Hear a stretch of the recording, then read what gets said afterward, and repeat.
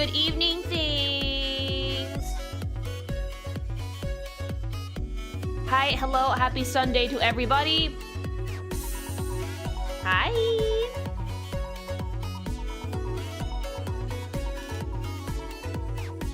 Hello, how are you guys doing? I'm doing good, I'm Gucci. How are you guys? Thanks, presents. Excellent. Have you beaten the Nightmare King yet? Yes, I finally did it. I finally did it like yesterday. There was a squeal of victory. It took forever though. It took me a lot.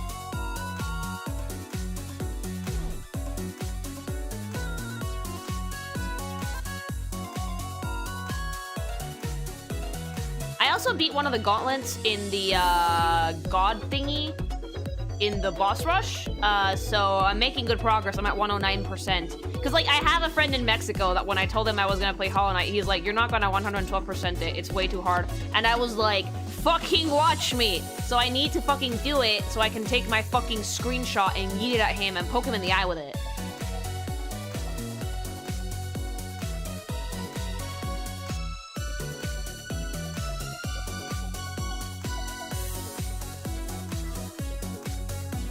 Yeah, no, like, I did the first gauntlet, and now I have to do the other two.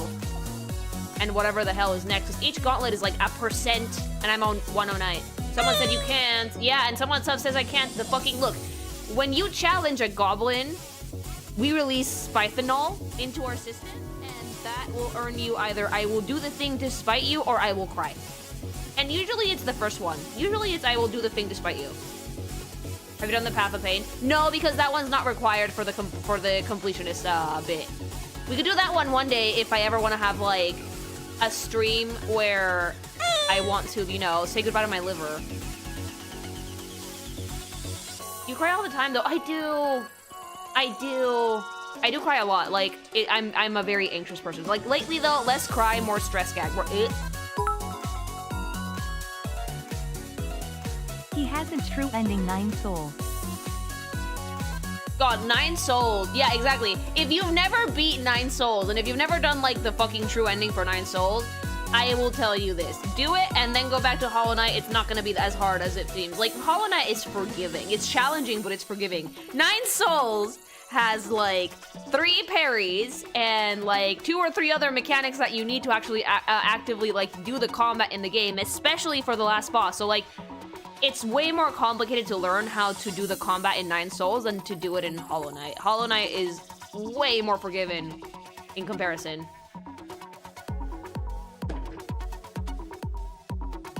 I feel like completing the Path of Pain should give you like 1,000 geo. The worst part is that you probably just get something EF at the end. Will there be certain days that you stream Monster Hunter? Yes, there will be. Usually Wednesdays and Saturdays?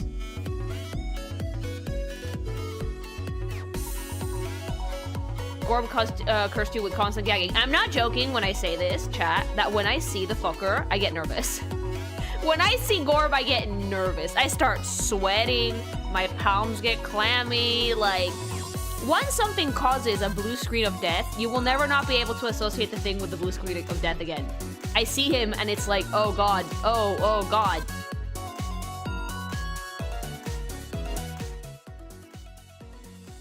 The true power of the great mind, deadass. Gorb slowly fades into frame. Dude, yeah, wave, do it.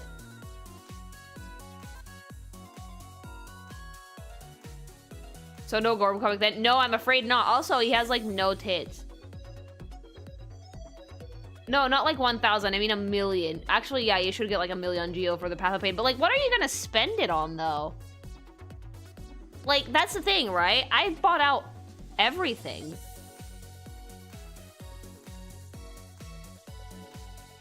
So like at that point it's like, okay, like I have like 1,000,000 geo, but what the fuck am I gonna do with 1,000,000 geo?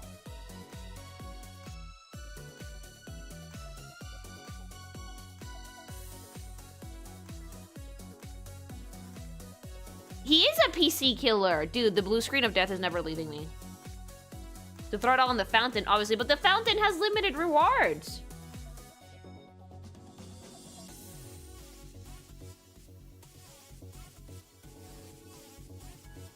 You were supposed to use the Geo on converting the fragile pins into unbreakable ones. Yeah, but people told me to do it so much that I was like, I'm gonna just roll it. I'm not using them anyway, bet.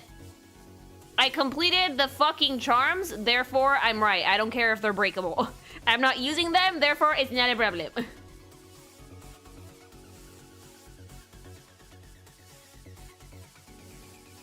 But even then, I think that I had way more Geo than I actually used.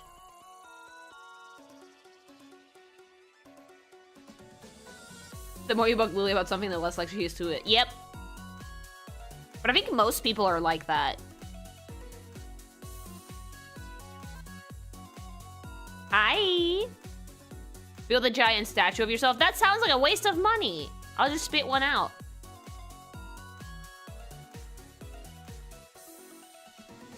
You had a ton of Geo. You could have fixed all of them, I think. Yeah, I could have, but like I just didn't because at that point I was like, I'm not wasting any more time on this. I'm going. Melamu at 3 a.m. Real good gamer sub. I'm actually not having gamer subs that have juice. But if you're low on energy, you know where to go. Hi. Ew, juice. What? You don't like juice?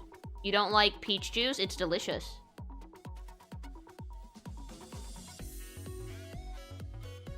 Are you gonna check out the Vowdy video of Hollow Knight? Yeah. We're gonna look at the Mossbag video on Hollow Knight, which I'm excited for because while I did understood most of the game's lore, there were some things that I was like, what is this? So it's gonna be interesting to actually see what the lore might be.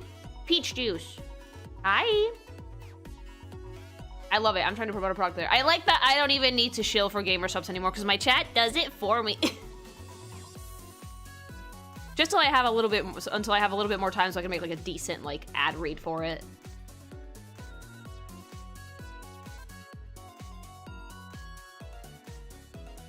Box juice or crushed peaches? Bottled juice.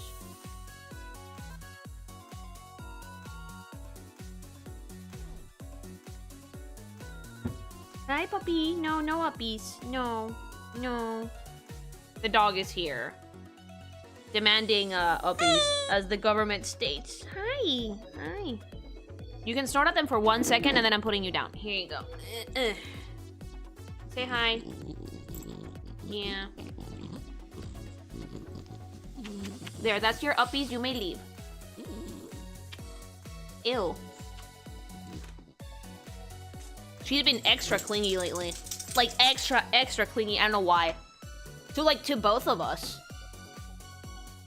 Just have Melamu say consume gamer subs and the sales will flow in. Probably!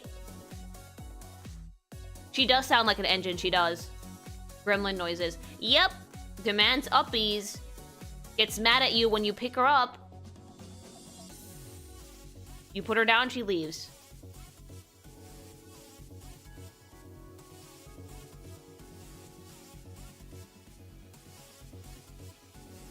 Meow. It's a goblin of a creature, it really is. Alright, I have to post something real quick before we get started. Hold on. It's content for you guys!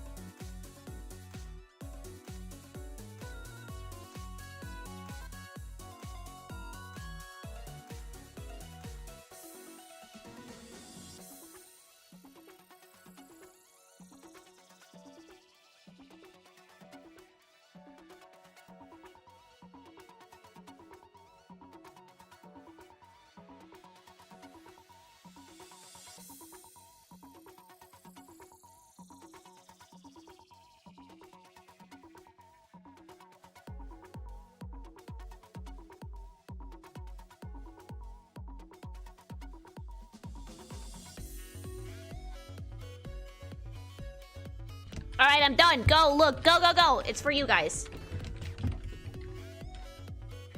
No, it's not Pulcra. No, I just gave you guys the cover. I'm feeding you people. Hi. Did you post today twice already? Sundays are heavy days, and end of the month even more so. I've posted like 3 times already because I have so much stuff to show you, to share with you guys on the weekends now. Where? Twitter and Patreon. Don't go in there if you're under 18. Somebody posted on the fucking Discord server already so I can tag everybody. I want to break some brains. Sunday, do it, do it, do it!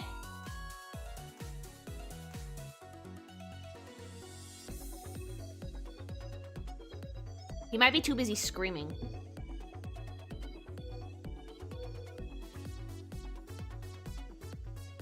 Give Sunday time, woman. What time? He usually does it in like lightning speed.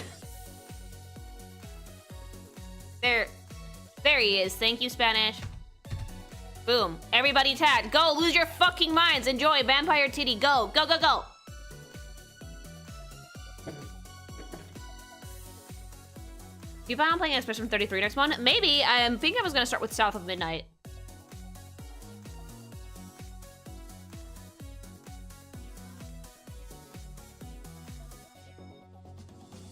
Oh, yeah. Oh, I love watching the Discord server implode on itself. It pleases me. It does. We didn't start early today. Daylight savings finally hit Europe. Hey! Oh, dude. No, I'm loving the Discord server right now.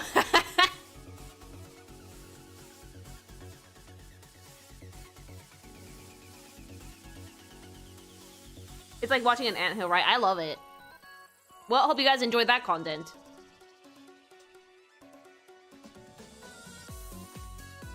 How did that hit you, Lily? The last 7 hours is always fun. I woke up so groggy because I thought it was like... It's the clock said 9:30. And my body said 8:30.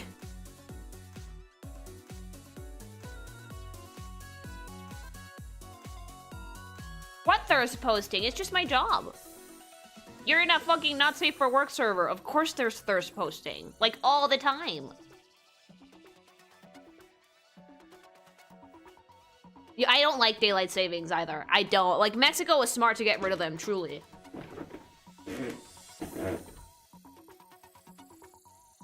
Like, yeah, the clock actually skipped as soon as the stream ended, and I was like, what the fuck? What do you mean it's 3 a.m.?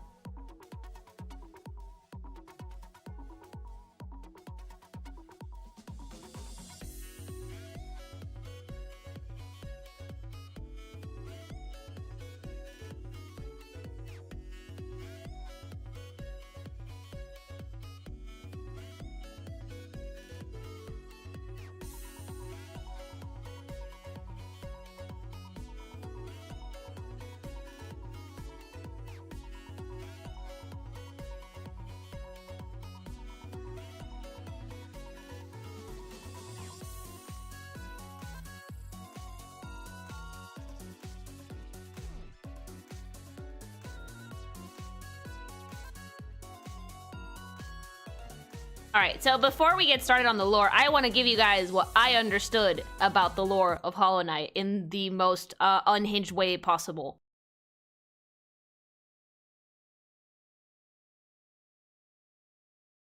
So, today we're gonna watch the Vadi video of Hollow Knight, which is Mossbag. He made like an hour-long, I think, lore video for Hollow Knight that I want to go through because there's a lot of things in the game that I didn't quite understand. But before I do that, I want to see what I understood about the story, if I got any of it right, and I want to do it in the most unhinged way possible. Bugs happen. Yep. So I'm busting out the fucking pain tool Sai so I can explain to you guys how I understood the story of Hollow Knight.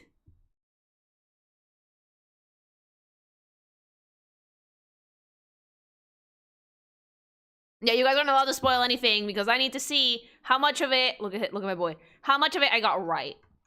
Side note, these doodles are going to be hella unhinged. You're welcome. Ah, yes, the presentation. Boom. Beautiful. Absolutely gorgeous. Anyway, so story for Hollow Knight is you are a bug. You are a creature. But it's very quickly established that you're not entirely alive. Now, usually the way that you would find this out if you're a fucking first timer / shit gamer is you would die and you would like lose your soul or whatever, and you have to go fight your ghost. But since I am a fucking god, I did not die for a hot minute, so I was told that I wasn't quite alive by a hornet. So for the first bit of the game, you're just like dicking around, right? You find a town, and in the town they explain to you that there's a kingdom under the town, like way underground. Like you can go in through the well. And us, being the little fucking goblin creature that we are, we decide to jump on in. Where are the tits? There's no tits right now. We see the well, and we're like, bet!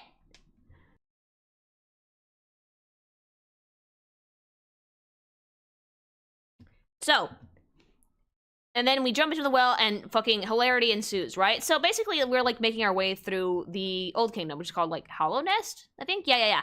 So it's very quickly like apparent through like every place you go into in this fucking map, even if you're not like in the city, that something is wrong with the bugs down there. Like they're fucky, right? Like their eyes are orange and they attack you and they're mean, and whenever you fucking try and kill one, they like explode in money and orange. And like they tell like you can figure it out pretty quickly that there's like an infection. Something happened, right? Something happened that basically killed all the bugs in Hollow Nest / made them zombies, which is kind of gross. My prevailing theory is that it's some form of cordyceps, because like it being like God is kind of lame. I like the idea that it's like a fungal thing or some sort of illness that isn't, Gorb. And so your thing is basically fighting these bugs and fighting things. It's like he wants to learn the truth of this city. Do we know why the knight is doing this? No. We do not. He's just going. He has a nail and he has a wish and he's gonna do it. He's gonna kill everything because he can.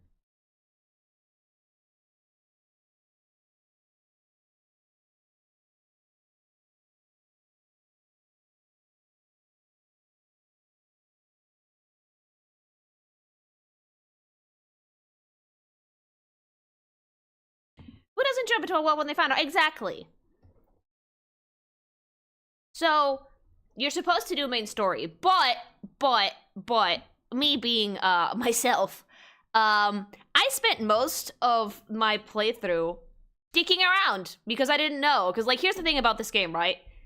It doesn't really tell you where the main story is, not right away. Like, when you're exploring, if you go into, like, the gardens, you're gonna run into Hornet pretty quickly. So, like, that's the thing that kind of kickstarts the story, is that you're underground, you're exploring, and you're going to see a creature. A creature.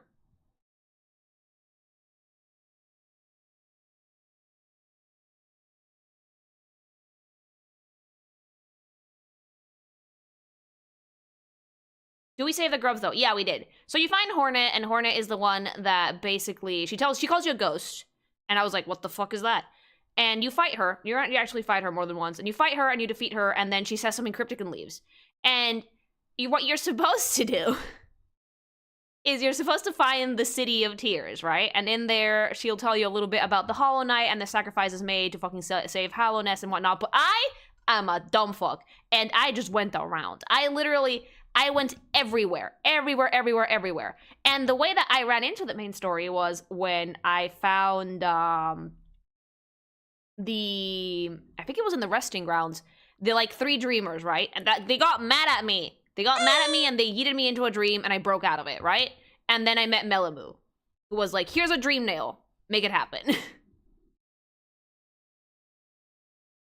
Just when girls talk to me and going in circles instead of going to the fucking point. Oh yeah, no. Because here's the thing, the game doesn't really tell you where to go. It's just like, here, this happened. Go.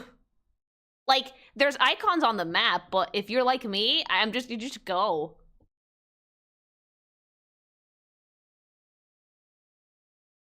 Yeah, so you wake up, you have your dream nail, and Melamu's like, you can interact in dreams, and you can do shit in the dreams. So, like, if you die in the dream, you die in real life, except not really, because you don't. And so that gives you the ability to read people's thoughts, as chat spammed at me 50 billion times, the dream nail people, even though it's just, like, little baby snippets of dialogue, right? So, by the time I had most of my skills... Look, here's Hornet. By the time I had most of my skills, I was like...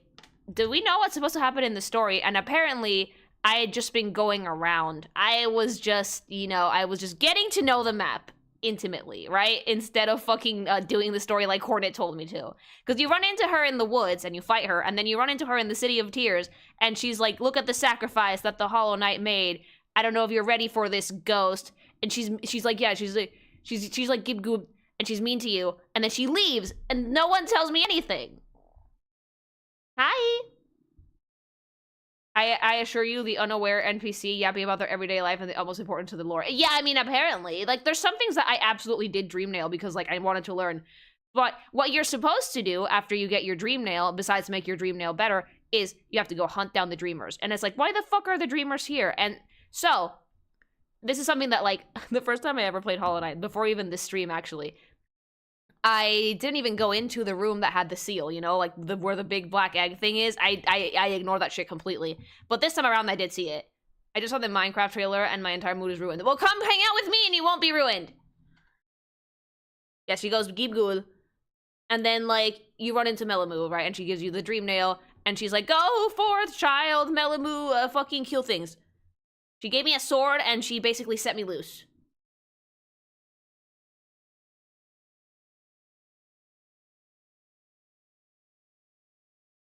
And with that, you also unlock the Dream Warriors, which I didn't like because one of them killed my PC. She looks like a fly. She's doing her best!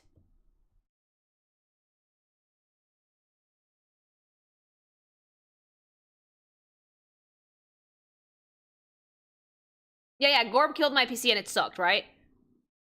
Anyway. If you fight Dream Warriors, and if you do go into Dream things, you get Essence, which is what you need to make your Dream Nail better. And if you can make your Dream Nail better, and you 100% that shit, you can actually get, you know, the true ending, which is not a nice ending, but it's an ending. So, once you do that, and once you're done dicking around the map, because I'm this person, you're supposed to go find the Dreamers and basically put them out of their misery. You're supposed to go fucking commit a crime, murder. And there's 3 of them. There is one in the woods, there is one in the fucking, where the fuck were they? One in, like, Deep Nest, and one in, where the fuck was the last one? I don't even remember! I like that you can draw Gorb from memory. Dude, trauma. It traumatized me. It killed my PC. And one in the city, one in the tower, yeah. So, you put them out of their misery to break the seal, and it turns out that inside that seal is the Hollow Knight, and at first, I was like, what do you mean? I am the Hollow Knight. What the fuck? You know what? Fuck you. Ascends your PC. Yeah. So, apparently, through talking to people and, like, little lore drops and, like, doing Dream Nail dialogue, it's implied that they tried to seal away the infection in a being called the Hollow Knight, which was essentially one of the king's children. And at first, I was like, oh, okay, well, fuck it, we're the Hollow Knight. And it turns out, no, there was another one that, like, actually came out first. And then it turns out that there were, like, 1 million hollow things that died, that didn't make it. So, like, at one point, if you're, like, below Deepness in the goddamn ancient basin, you fucking yeet yourself into the void, it's full of corpses. It's real fucking dank in there.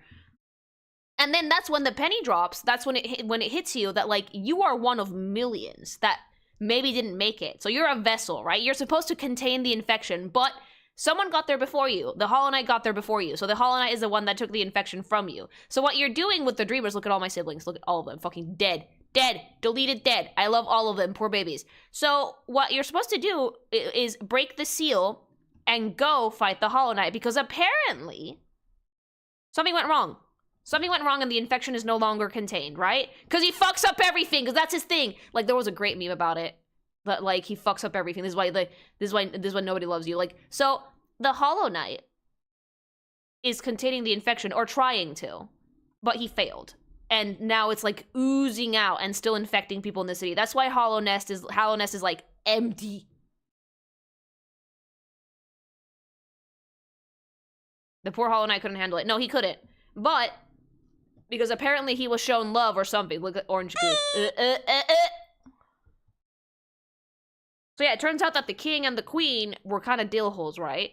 So well, the queen wasn't. She felt really bad. The queen shut herself away in her gardens, and after she gave birth to like 1 million babies that were turned into basically hollow beings. Not quite alive, not quite dead, but like they're supposed to be creatures that can hold the infection. And the Hollow Knight that is like currently in possession of the infection, he's flawed. It's very heavily implied in the game that we are the perfect vessel, as given by one of the many endings you can get. But you have to fight the Hollow Knight for that, and to that you need to release the Dreamer. So once you stop dicking around the map and getting the fucking abilities and actually fight the Dreamers, which is not really a fight, it's more like you go up to like their spaces, you get through a bunch of obstacles, and then you basically wail on them in the dream world until you're done, right?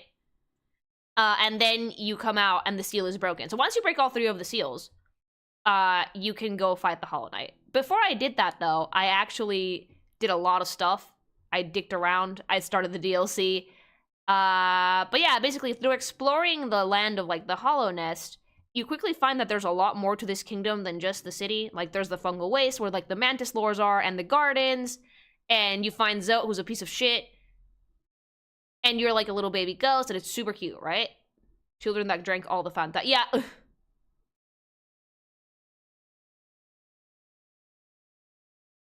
Did you ever dream nail the Dreamers? I dream nailed one of them, but I didn't really get a ton of information from it. Because, like, it was just like, bitch. Also, like, I fought the circus daddy, and I finally beat him, but he's neither here nor there, right? He's cool DLC, and he's amazing, and it's, like, one of the hardest fight in the game, I think, for me. Anyway, so once you fight the Hollow Knight, you have a few options, of which I did the best option first, because I'm goated. You can get to a point where if you actually find out the truth about yourself, that you're, like, a void baby, your charm that you get from the king and queen, and if you have to go get in, if you want to go get your charm from the king, good luck with that, because you have to fight buzzsaws, and that sucks. But if you accept that you're a void baby, Silksong, Hornet will come in and assist, and you can dream nail the Hollow Knight, and that's when you fight God. Because apparently the infection isn't like an infection at all, it's like a being of light. It's a moth, right? It's a Melamu, it's like a grown Melamu or whatever. So you have to fight God. And if you actually manage to do it successfully, you destroy it. You destroy the infection. But at the cost of the Hollow Knight's life. He wasn't ever truly alive to begin with, but it's still really sad. But, Hornet survives. And she's technically a princess, so she can take over the kingdom from there. And we can get a sequel maybe someday. Tomorrow. But you get the best ending, which is the infection is destroyed. The city can be rebuilt. But if you don't complete your dream nail, you can kill the Hollow Knight and take the infection yourself and get sealed in there by yourself. Ow, poor baby. Or you can do the even worse thing, which is essentially, you can basically fucking get Hornet to assist, and then instead of dream nailing the fucker, you kill him. And that not only locks you in there and you take the infection, it turns Hornet into a dreamer. She fucking dies. And she's sealed in there with you. So if Hornet, it turns into a dreamer and she's sealed in there with you, no one can open the door ever again. And, like, good job, you know, no getting past that, you're fucked. And that's, like, the worst ending, because, like, not only that, that's probably the canon ending, because if Silksong doesn't happen, not only did you fuck up yourself, you fucked up Hornet also, and she can't get out, because she's stuck as a dreamer now, forever. It's a solution. Sealed forever. There's no way to get in there, because the dreamer that you would need to kill to access the place is in there with the Hollow Knight. Sealed Siblings is the worst ending, but, like, best achievement name. Yeah, it's so sad, though. And that's, like, my understanding of the story for Hollow Knight. I don't know how much I got wrong or how much I got right, but, like, I want to see the lore video. If the infection gets out again, there's no way to get to the night. Nope, none. So, basically, Hollow Nest is doomed if you get the Sealed Siblings ending, which is the saddest one. Where's the Silksong part? We'll get there. Yeah, there's a ton of other stuff, like fucking, like Zoe and your fangirl and Hornet and, like, Hornet's mom and shit.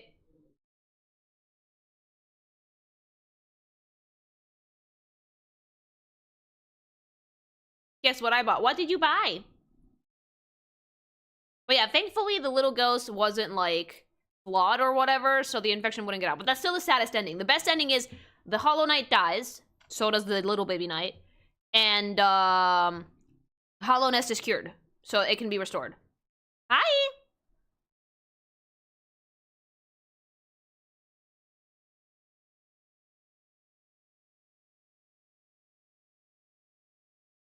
This is an Elden Ring level of Nyla's Wrath. That's why people call Hollow Knight Bug Souls. Look at this. Fucking unhinge this shit. Magic. Perfect. That's why they call it, like, Bug Souls, right? Because it doesn't have a lot of happy endings. Thankfully, your map guy Cornifer survives and they're happy, but, like, there's a lot of NPCs that basically yeet themselves into oblivion because, you know, it just happens. Look, the stream is Wednesday, not tomorrow. Tomorrow!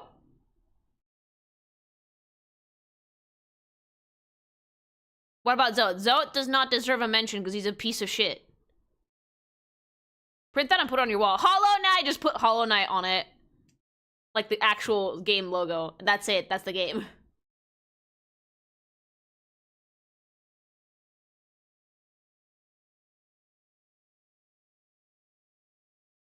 Are you gonna release this image to Twitter? No, this is unhinged and not at all polished or professional. Besides, I have to post like I posted like 5 things today already. So now we're going to actually hop into the Mossbags video, which is the Vati video of Hollow Knight.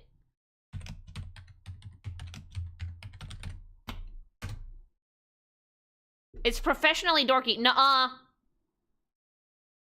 The animations are still killing me. You did so good. Thank you. Did you guys, like, that's the first time I've animated something like a nursing hand job. And it was not a great month to get experimental because the PC died, but I actually animated the outline, the sketch for it in Mexico. So by the time I got here and the PC died, I was like, well, I'm locked in with this animation because I won't have time to make a new one that's simpler.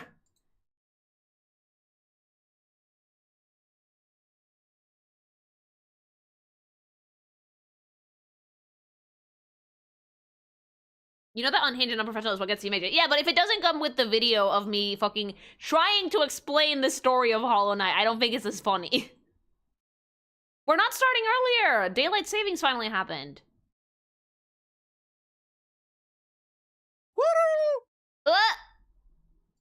So, this video is, if you haven't seen it already, because I know that there's a lot of Hollow Knight dorks in my chat. Hi, things, love you. If you haven't seen this video already, I encourage you all greatly to go check it out. This is by Mossbag, which he did this like gigantic fucking an hour-long video of Hollow Knight, which we're gonna have plenty to yap about, I'm pretty sure. So if you haven't seen it already, go watch it, because I'm going to be talking over a lot of this. So if you want to watch the video, go watch the video, because I am basically just gonna be fucking yapping straight out. Oh yeah, no, don't look at this if you haven't beat the game yet. If you haven't beat Hollow Knight, obviously don't come look at this. But if you have, or if you don't plan on beating it, you can look at this. Reaction meta is here. Oh my god, energy! Except, like, I'm not the type... I don't think I'm, like, a normal reaction streamer. Because, like, I talk too much, right? Most reaction streamers are like, oh my god, that's so cool, hee. But I like to yap, so... Warning, this video contains a few spoilers for Hollow Knight. Please bear in mind before embarking on this journey, or don't. I really don't care. I'm just a text on a screen. I like you already. Ask me, what is your favorite video game ever made? I would have to say, Cory in the House for the Nintendo DS. But Hollow Knight would be a close second. Hollow Knight was released on February 24th, If you are willing to make an hour and a bit long video on a video game's lore, I'm gonna have to say that that's your favorite game. I'm sorry, you're committed. Also, is that how we started the game? Did we just fall out of the fucking ground? Did we just, like, fucking fall out of the ground and that's it? I thought we were, like, buried in the abyss. 17 by Team Cherry, an indie game studio based in the mythical land of Adelaide, South Australia. Hell yeah. Over the past 3 years, Hollow Knight has become an indie darling. The game has sold over 3.5 million copies. It was the opening game at ADGQ 2019. There's a Hollow Knight book. I need it. A line of plushies. I need them! I also want that t-shirt. I need them. I desperately need them. I want the ghost. Like, I love Hornet, but, like, I want the ghost. I want a little, like, I would genuinely have Hollow Knight merch in my house. Like, oh my god, what are you gonna decorate your house with? Fancy art murals and vases and intellectual coffee books? No! Legos and plushies. I think they have Nendoroids, too. Immediately buying them. Look at them. Fucking precious. Me, when a game has merch, I must have it. If you like the game, buy merch. That helps. Look at Hornet. They're not that expensive. But yeah, look at that. I would buy this shit. I would. Little Edie babies. Boring decoration. Plushies. Yeah, plushies and Legos and Nendoroids and art books. That's the fucking decoration I want in my goddamn house. T-shirts, nicotine patches, nuclear warheads, yeah, and even vinyl records for all you goddamn hipsters. Team Cherry had one goal when making Hollow Knight: They wanted to create a world that allowed players to get completely lost in exploration. We can I did see get this lost. desire in My Hollow room Knight's has design. all of 3 plushies, all from childhood. Thanks so much for the super chat. I did get lost. I got so lost that I didn't do the fucking main story until I was like 2/3 through the game. Like, until I was like, what? I basically cleared almost every map section, and I was like, what do we do now? And then the chat was like, Lily, main story, and I was like, we haven't been doing main story. I just deadass got lost. And it was great. That's a lot to memorize. You don't need to memorize it. The levels in Hollow Knight are massive, with secrets and rewards hidden in every nook and cranny. Oh, I'm so Be that excited. Powerful charms, special I abilities, would play this, like, or, again. I want Silk Song. Can, like, we manifest my luck stat into Silk Song, please? I need more of this. But I will say this. I do believe, and please don't fucking get mad at me for this, I highly doubt it's going to get revealed on the Switch. Because the people who actually mentioned it offhand was Xbox, and Hollow Knight was primarily a PC game. I know that it's probably going to come out on the Switch, but I don't think it's going to be announced in a Nintendo Direct. I think it's probably going to be announced in, probably Summer Games Fest, or maybe before, but since it was, like, primarily hinted by Xbox, and it was updated information on Steam, it's very unlikely that we're going to see news on the Nintendo Direct. It would be really cool if we did, don't mind you, but, like, for the most part, I think that they would announce it for PC first. We know, Lily, let us cope. I know, I'm just being realistic. I'm just being realistic, chat. I'm just being realistic. Requires the player to work for their map, forcing them to make I do have to work for the map, and you have to use the fucking compass charm, because otherwise you get fucking lost. Score and Ari Gibson's artwork lend to this as well, creating an atmosphere that the player Keep won't in mind, want Team to Cherry's leave. 3 people. But there's one aspect of Hollow Knight that keeps people like me coming back. The world building. Yep. Absolutely stunning world building. When Super Metroid launched in 1994, it stood out for its amazing sense of immersion. Now in 1994, I was busy not being alive, but I've watched enough YouTube video essays to know that this game was a big deal. In case you didn't know, Super Metroid is basically the granddaddy of all Metroidvanias. Well, yeah, they're called Metroidvanias for a reason, Dad. Super Metroid is awesome as fuck. I should play it.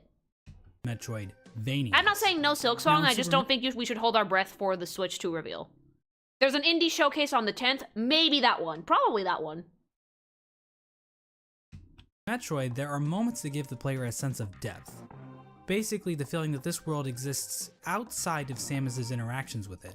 In the room right before that diabetic crocodile thing, Samus can find the corpse of a random soldier. His inclusion here doesn't change the gameplay at all, but instead gives the player a sense of... what are your expectations for the fucking Switch 2 reveal? A console. That's it. A console. Boom.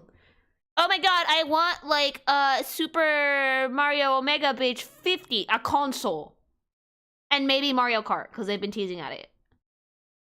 Wonder about the world they are exploring. Who was this guy? Why was he here in the first why place? is he ill? Did he like jazz? Now, finding dead bodies and other random garbage is pretty cool, right?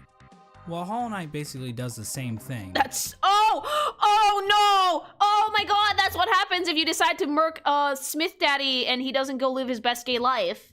If he's like, kill me, and you actually listen to him, he just ends up there. That's so sad. I'm so glad I spared him and I let him on to live and, you know, come out of the closet and embrace himself. So the canon ending. Rude! So rude. So rude. I'm so glad I spared him. And, like, he wasn't infected or anything. He was just there. About a dozen times. Through its world building, Hollow Knight turns Hallownest into a living kingdom. You can sense the ancient history of the land. Kind of living, sort of living. Structures or giant barred doors. God, I love the backgrounds. Nothing feels like it was put into the game randomly. There's a reason for it all. Except those reasons aren't the easiest to uncover. Hollow Knight's Did we ever go into that room? Layers of NPC dialogue, item descriptions, lore tablets, and even additional content like the Quarrel comic and Fangamer's Wanderer's Journal. Aww. These past 3 years have seen an insane amount of research by the Hollow Knight community to make sense of you gotta fucking love the fandom when they make fucking 360 something pages about fan theories and they make fucking art for it and they format it all pretty and they just make sure that it's like as detailed as possible. That's fucking dedication, all right? Team Cherry probably reads these and they're like, I didn't think of that. Did you think of that? That's cool. Let's put it in because like they probably just wanted to make bugs. Perfect pause. How to eat ass. Oh wait. Mossbag. Introduction. Knowing ribbing is having a moment. I'm gonna get in so much trouble. Hold on, this is a little bit too small for me to read. Ribbing is having a moment. Long thought of Muse more advanced sexual activity. No! Eating ass is disgusting, alright?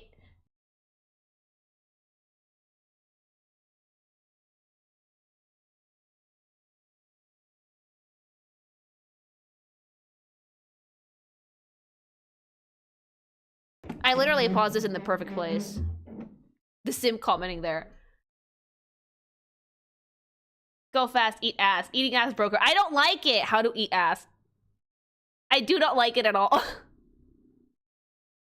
Like, hold on. Let me read an excerpt for this. Rimming is having a moment. Long thought as a more of advanced sexual activity. It's being added to the repertoires of people who would describe themselves as being fairly vanilla. Mossbag, did you write this? Here's everything you need to know if you're curious about giving rimming a try. Mossbag, did you write this? Seasoning the ass tastes like chicken. Ew, thanks so much for the super chat. What it is, rimming, otherwise known as analingus, is defined as kissing and licking your partner's anus and rectum. The anus is the exterior portion, and the rectum is the interior. No. Why should you try her? Because it feels good. Why is this Mossbag? Did you put this in there? Who put this in there? Lily, stop. You two is gonna make me get in so much trouble. Okay, no more eating ass. The anus has nerve endings and enjoys being stimulated. I mean, sure, but like not by your mouth because rimming is still seen as pretty taboo. I wonder why, Moss. There's also an illicit thrill to giving and receiving a rim job. As for the record, people of any gender and sexual orientation enjoy ribbing. Of course, with any other sexual activity, you need to get your partner's enthusiastic consent before proceeding. I mean, sure. Ribbing is not a good activity to spring on people, but...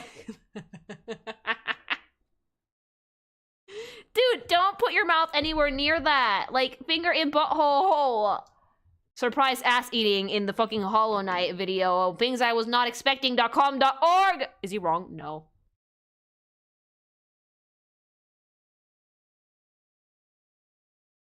Cherry's sprawling world. Oh, I love how he snuck that in, by the way. I like that he snuck that in. I just happened to pause there. We're on a massive tangent. No, we're not. This is part of the video. How to eat ass is part of Hollow Knight lore, okay? You need to know these things. We've even made it to the point where people are looking at the in-game signs to try and decipher Hallownest's logographic language. In this video, come on I hope now. to give you a long and detailed that is look weaponized, into the world like of Hollow Knight, exploring Hallownest's history and uncertain future. When I'm not busy making surprisingly accurate Super Smash Bros. That's advanced nerd, yeah. That's advanced hyperfixation, alright? That's a lot. That's a lot.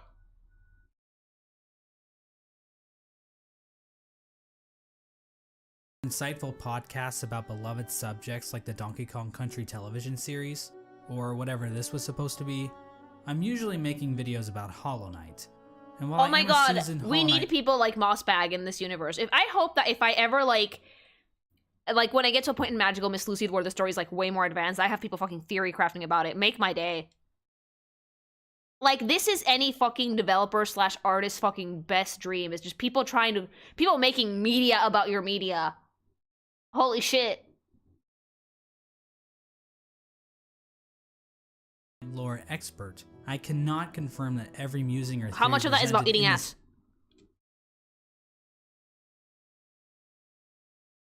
Wait. Oh, what? Dude, that's just The Shining. Okay, Mossbag is just sneaking shit in here and thinking that I'm not gonna notice because I'm a yapper. I am a yapper. This is literally The Shining. Moss can, like, God, can I talk to him? Like, can we manifest Silksong together? I would love to sit down and talk with this person because I need to fucking see what's rolling around in his dome. Because, like, this is a fascinating individual. Hi. Like, you wouldn't do the same. I might, honestly. But, like, as someone who, like, really, really likes consuming media critically and analytically, I live for this type of shit. So, he's playing 4D chess. He just sneaks them in here. I'm delighted. Hi. Yeah, Wave does this shit too, though. This video is completely correct. I highly recommend. I love that if I ever meet Mossbag, I'm just gonna gonna start the conversation with, so eating ass. You know exactly what you did, bud. Wiki, if you want a more neutral explanation of Hollow Knight's lore. But if you're too no, lazy I want to this.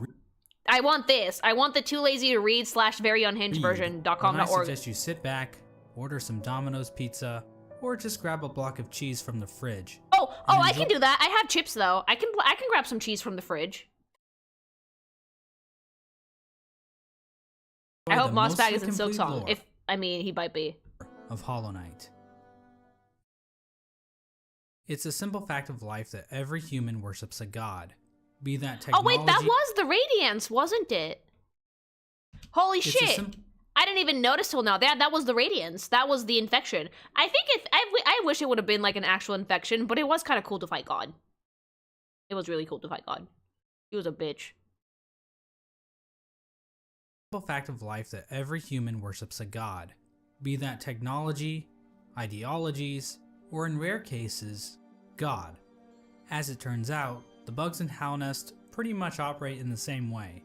From the Mosskin born from the dream of a giant slug, to the emo kids of the ancient civilization who literally worship the darkness, there is no short. I think the people that worship the darkness were on the right path, honestly, because Light just gave them a bunch of shit. Fuck God. I worship the god of titty. Whatever, like, fucking bestows breasts into the ambience, that's the thing I worship. Or whatever eldritch god I'm supposed to be sending all the media I lick to. Sometimes I forget.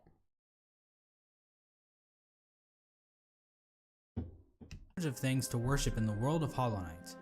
Our story begins with a creature very much worthy of worship. A creature born from the carcass the worm! of a worm. The carcass can still be found in the Kingdom's Edge. Which is gigantic. All that shit. Mama, that's not snow, that's dandruff. Hi! Did somebody mention the Dorm Necklace? It's been like 5 streams in a row that we've quoted Kingdom Hearts chat. Stop. Look at what worms actually looked like. At the time Hollow Knight occurs, it is suggested there are no worms left in the world. They were incredibly long creatures that featured little to no limbs. Another more mysterious property of worms was that they had some kind of prescience or foresight. Basically, they could see the future to some capacity. It isn't clear how effective this ability was. Considering how the entire race went extinct, this it wasn't effective at all. Must have been pretty shit. Getting back to this particular This ability must have been pretty shit. Oh my god, me. Like, so if you could see the future, why did you die? It is explained that this worm traveled across the distant mountains and wastelands beyond Hallownest. Once it arrived in Hallownest, the worm died. Oh. Except not really. Inside the maw of the carcass sits a pale broken egg, out of which hatched a new form of worm, a being of meager shell. Ew. This form of the worm is usually the fucker that has a buzzsaw fetish. The fucker that has a buzzsaw fetish. You are nothing but a goddamn fucking buzzsaw fetishist, alright? I love the Pale King. I do. Except you did some awful shit. But my guy, buzzsaw fetish. It's so pretty. As the Pale King. And he's the character basically responsible for everything that happens in Hollow Knight. Yep, he fucked this up. The Pale up. King is a higher being. A type of creature that exists above all others. His body was said to shine with a radiant visage. Look how pretty he was when he was alive. He was a manlet. Cause like, have you guys seen how big the queen is? How did he? What are the logistics of that? He made Hornet, so I forgive him. I mean, yeah, Hornet does kind of take after him. Lord. He's a size king. Yeah, he wanted big waifu. Perseverance. That harmed those who looked upon him. The ultimate goal of the Pale King seemed to be in line with that of other worms. A line from the cryptic Mr. Mushroom reads, Worms pull bugs into their thrall, till ages pass and kingdoms fall. In other words, it's just in their nature. Dogs wag their tails. Okay, so all the worms shit. are royalty, essentially. They have the power to manipulate insects. So that means that the Radiant was a type of worm. 50% body, 50% horns. Aren't they dope, though? And worms bring massive amounts of bugs into their service in order to form long-standing kingdoms and civilizations. And then die. And here in a far corner of the world, the Pale King emerged from the corpse of his former self and began to build his eternal kingdom, Hallownest. There's just one slight problem. There's like people already living there. Yeah, the area that would eventually become Hallownest was already filled with mantises, bees, moths, spiders, mushrooms, and bush cosplayers. Yeah! Each of these groups were already operating with their own cultures and societies. Yeah, and we came to fuck it up. We came to fuck all of it up. Perfect colonialism, oh my god! Had a different interaction with the Pale King. One of the more receptive groups to the arrival of the Pale King were the mushrooms of the fungal wastes. These creatures were able to communicate with one another through one shared mind. The mushrooms viewed this shared mind as a strength, and they were kind of smug dickheads about it. Yeah. Ultimately, the mushrooms wearily accepted the Pale King's rule, viewing his foresight as a shield to the dangers of the future. Another group living in the fungal wastes is the Mantis tribe. Whom I love. Because they're all really, like, if you beat the Mantis Lords, they just bow at you. They just bow at you. You know what they did? They fucking stayed in their lane. The fucking Mantis people stayed in their goddamn lane and they were fine. No infection, no nothing. All they need to do is fucking be chill and bow at you, alright? They're the tits. I love the Mantises. The Mantises have a rich cultural history reaching back to long before the birth of Hallownest. The Mantises are a proud tribe, believing in the importance of proving one's physical strength. I love them. The Mantises are fiercely territorial, but will show respect to those who display great power. Like you! These Fight Club enthusiasts were led by 4 powerful Mantis Lords. I love them! Who I guess just kind of sat around waiting for outsiders to challenge them. Oh yeah, like, were they not doing anything when they were, like, waiting around for you to show up and be like, bet? We're just sitting there, waiting for you to come in and try and fucking murder them? Had no interest in the Pale King's kingdom, but the two communities did come to a truce. In exchange for their independence from Hallownest, the Mantis tribe kept the beasts of Deepnest from invading Hallownest. Oh. Not sure why they didn't just go out the other exits from Deepnest, but whatever. I'm not an expert on Border Patrol. I don't work at ICE anymore. Let's move on to Deepnest. Now, many of the different tribes of Hallownest Deepnest, also known as the worst place in the goddamn game. The worst. Like, all the fucking bad shit and stuff that made me stress gag happened in Deepnest. Deepnest. All Deepnest. Not just the spiders. To leave lore tablets behind, detailing pretty much everything we need to know about them. Unfortunately, the bugs of Deepnest didn't do that. We know that the spiders of Deepnest had a monarchy because why not? There was a queen, good, right? Also, within Deepnest are a separate group of spiders that immigrated to Deepnest at some point in the past. This group was known as the Weavers, and they established their own culture and history within Deepnest. I like the Weavers. They were cute. I don't like Deepnest because, like, Deepnest has all the things that all the bugs that I get grossed out by are in Deepnest. I don't like centipedes and I don't like scorpions. There were no scorpions in Deepnest, thank God. But there were spiders, which I don't like the skittering, and there were a lot of centipedes, which I just do not like at all. Let's not talk too much about the centipede rush hour traffic area. Oh God. The amount of fucking hits I took from trying to get past those traffic jams, I swear to God. So yeah, I don't like Deepnest. No one likes Deepnest. Literally no one likes Deepnest. It's gross down there. Yeah, the Weavers don't attack you. They're nice. Use looms of silk to weave stories, spells, and shields. One thing we know for sure about Deepnest is that they really didn't want anything to do with Hallownest. The struggles of Deepnest-Hallownest relations would become painfully clear as time goes on, but for right now, it seems like the two remained fairly isolated from one another. Well, yeah. Another section of pre-Hallownest includes Greenpath. Now, as far as we can tell, the mushrooms, mantises, and spiders of Deepnest didn't worship any higher beings. There is this giant mushroom corpse in the fungal core. Oh, that thing was dead? Oh, no wonder it couldn't talk to me. I had to dream nail it. Things to do in Deepness is leave. Yeah, baby! The Deepness, for the first time I explored it, creeped me out. Are there actually, like, insane people out there that go into Deepness with, like, no lamp? Because I could not, mama. I could not do it. Like, it was already spooky scary with a lamp. Could you imagine going in there without it? Speedrunners. Insane people! I don't think this is a higher being. I mean, who the hell would want to worship a fat-ass mushroom? Fat-ass slugs? Yep. Now that's dope. The land we know as Greenpath was created by the higher being known as Un. Un used her great mind to dream the vegetation of Greenpath into the once barren caverns. Un's followers, the Mosskin, Oh, it is the slug, right? Oh, I hated those. They looked super intimidating, and then you hit it and it was like a nothing burger.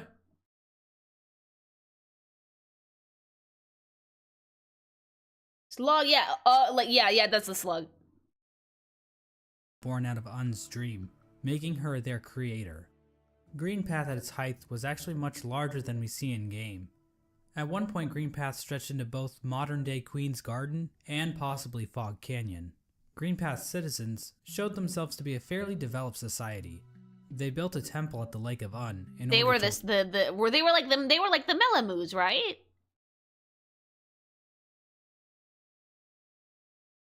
That's what I'm gonna call the moths in this game, just the Melamoos. No, the Melamoos are something else. Then what the fuck are these? There were some moths among them. They're just because they're friend-shaped doesn't mean they're friends. Everything's on site in Hollow Knight. Everything. Bugs. Oh, yeah, but everything is a bug in the chat. Their god did not try to turn everyone into a zombie. I wonder where the Radiants came from. All right, let's keep going. Worship her, and they even had their own line of defense, with Moss Knights showing proficiency in combat. The cutest nails design. And shells as weapons. The cutest designs. The Law of Un continued to remain in effect even after the Pale King arrived, but it seems like they allowed the king to establish a road through their lands, leading travelers to the heart of Hallownest. Hence the name Greenpath. Yeah, Team Cherry really racked their brains when naming this area, didn't they? It's three people, they were doing their best! Moss Knights, the first Lily Death. Oh yeah, those got me, actually. Those actually got me. Thanks so much for the follow. Next, we have the bees. And while there is no lore on how these bees can turn into fucking drills... Yeah, what the hell? The bees were really aggressive. The bees were probably the most on-site enemies. Like, the bees is one of the few places where I deadass died from, like, enemies, not from bosses. Like, holy shit. They were bad.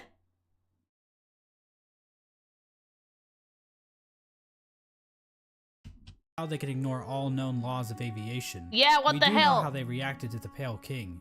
These bugs decided to seal their hive off from the rest of the world. They were like, we're done with you. With only patrol bees being able to enter and exit the hive. So yeah, the bees are pretty much pointless in this story.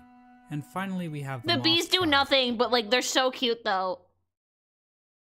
They're adorable, but they do nothing. They're just there, they're vibing. They're there because we needed the diversity in the character designs and the enemy designs, and they're super fun, and you get a little bit of lore from the Queen Bee, which I liked a lot. In-game, the only moth settlement is in the resting grounds. Oh, Melamoo! But the tribe might have also inhabited the Crystal Peak at one point. Now, as we all know, moths in real life are just complete assholes. Yep. As for the moths in Melamoo! Hollow Knight, well, it's a bit complicated. The moth race is described as being a rather pacifist group. They're so cute, ever though. Choosing to take up.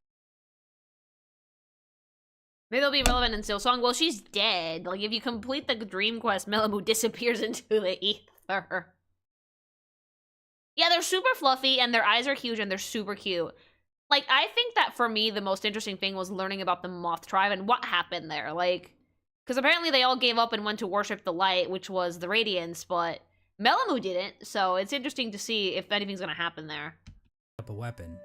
During the Pale King's reign, the moth race delved amongst dreams and the dead, displaying the importance of remembering those who have passed, as well as learning how to shape dreams themselves. Similar to the Mosskin, the moth tribe was born from a higher being known as the Radiance. The infection! on, the bitch. I knew it was a moth. I knew it was a moth. I saw it and I was like, this design screams moth. What the hell? But like, here's the thing. If the Mellowus were born from the Radiance and the Radiance ended up becoming the infection, how the fuck did that happen? Something must have happened to corrupt the Radiance itself then. Also, how did the Hollow Knight vor that shit? Like, how did they do it? How did he vor it? Hi, in short, God, dead ass.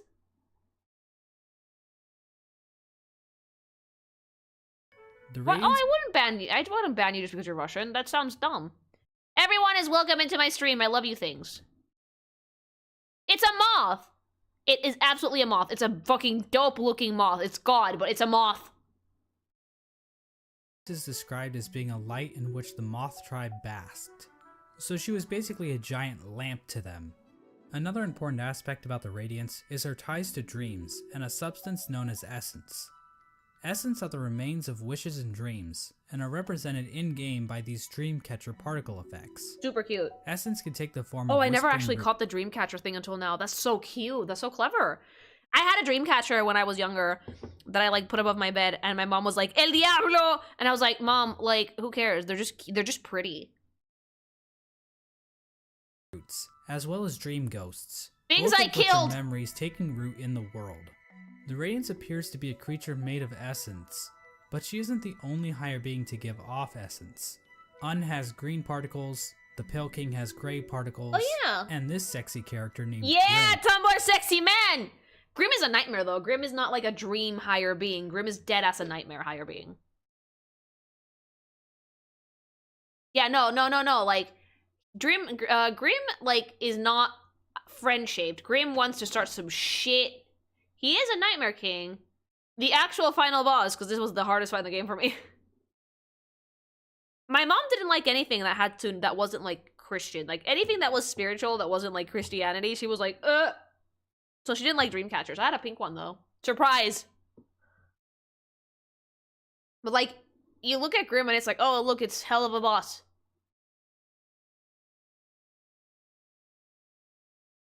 I did beat him, yeah, I did. Took me a bit, but I did. Gives off fiery red particles. And is mean. However, the Radiance appears to be the main god when it comes to dreams, even if other gods also dabble in the dream realm. Getting back to the Moth tribe, it is their interaction with the Pale King that we need to discuss. Basically, the Moths turn their backs on the Radiance completely in order to worship the new light that had appeared. Wait, hold on! Hold the fucking phone! Is the reason why the infection happened was because the Radiance got fucking pissed that she got ignored, and she decided to fucking give retribution in the form of fucking throwing up orange goo to people? So just Angry X syndrome? What the hell about that? Yeah. That's like the most woman thing I've ever heard. This is true! Alright? Let me tell you something. As a being of the female persuasion, there truly is no hell hath no fury like a woman scorned, alright? I would absolutely believe that this bitch saw herself losing worshippers and went, alright, we want to play that game? Fine.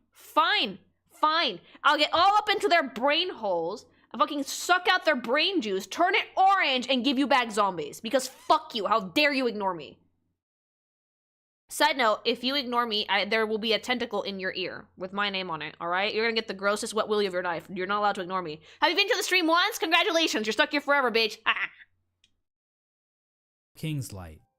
So yeah, moths are assholes in this game too. With her tribe forsaking her, the Radiance became a forgotten memory, a remnant of the past. And got mad. A thing that's definitely not going to come up again later in this video.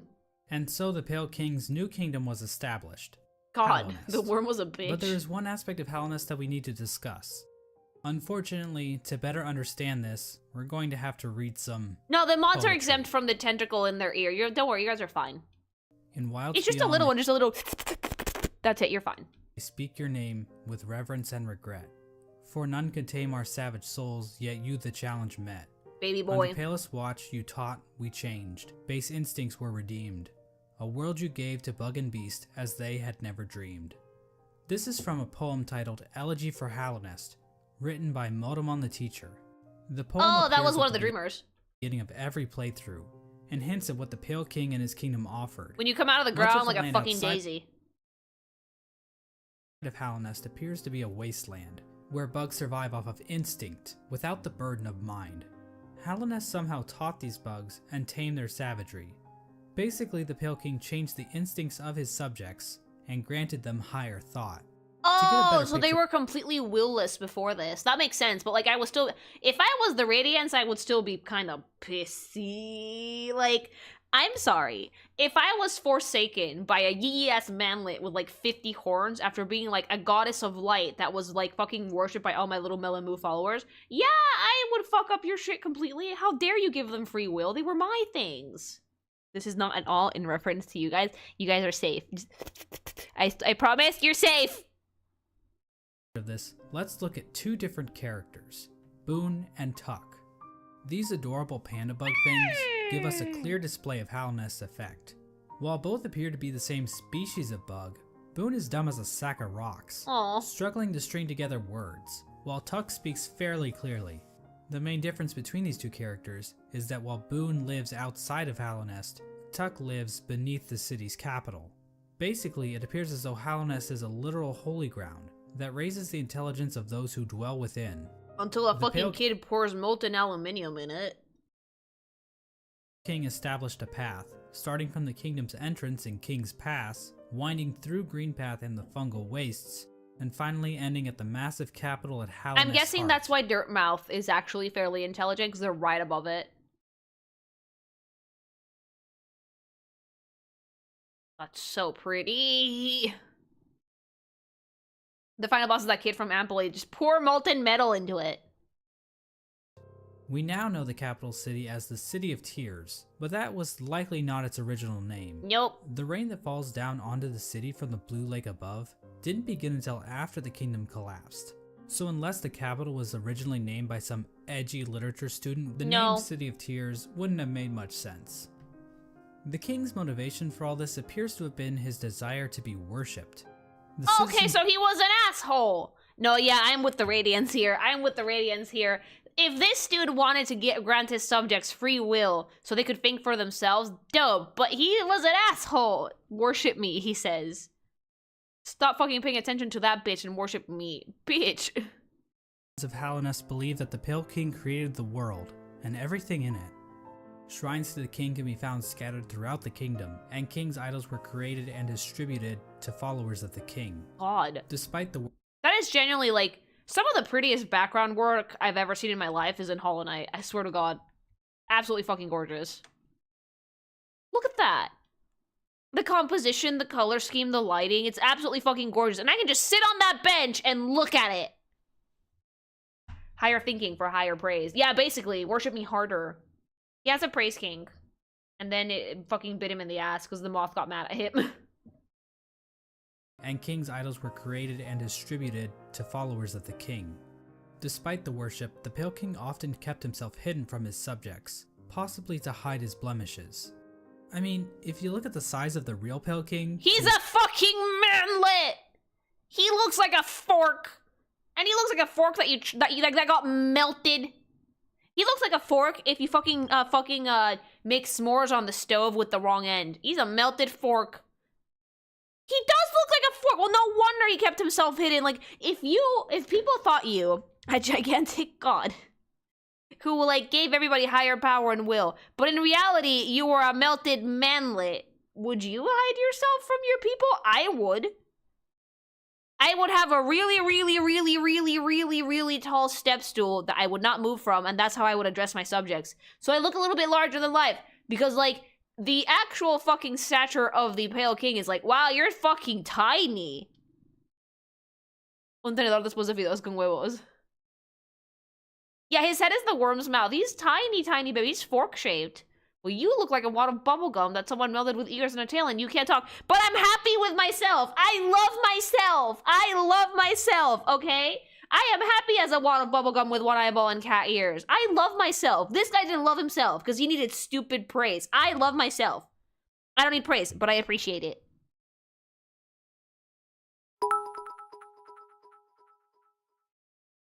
The king had a Napoleon complex. Clearly. Statue in the ancient basin, the man is clearly overcompensating. Yeah? The Pale King's White Palace was also built underneath the city, separating him from his subjects even more so. At the same time, certain powers became shunned in Hallownest, though we don't know for sure if the Pale King had anything to do with this. Lifeblood is a blue liquidy substance that leaves those who drink it feeling refreshed. It just gives you more However, the use of lifeblood was seen as a taboo, and those who used it were demonized as heretics. The use of soul for combat was also shunned. We use it all the time, though. Life force in Hollow Knight that animates the bodies of living creatures. But some characters are able to control the soul of others to conjure powerful spirits. But aside from a few exceptions, no citizens of Hallownest ever use this power. Except for the fucking child. Look at her, mommy! Look at her! How did... Like, when there's a will, there's a way, right? But, like, how? She's gorgeous, but... Mommy, like... He went splunking. Yeah, he dove into that cave, bitch. Don't think about it. No! We don't know what the king is packing. A worm! She's a plant. She's something.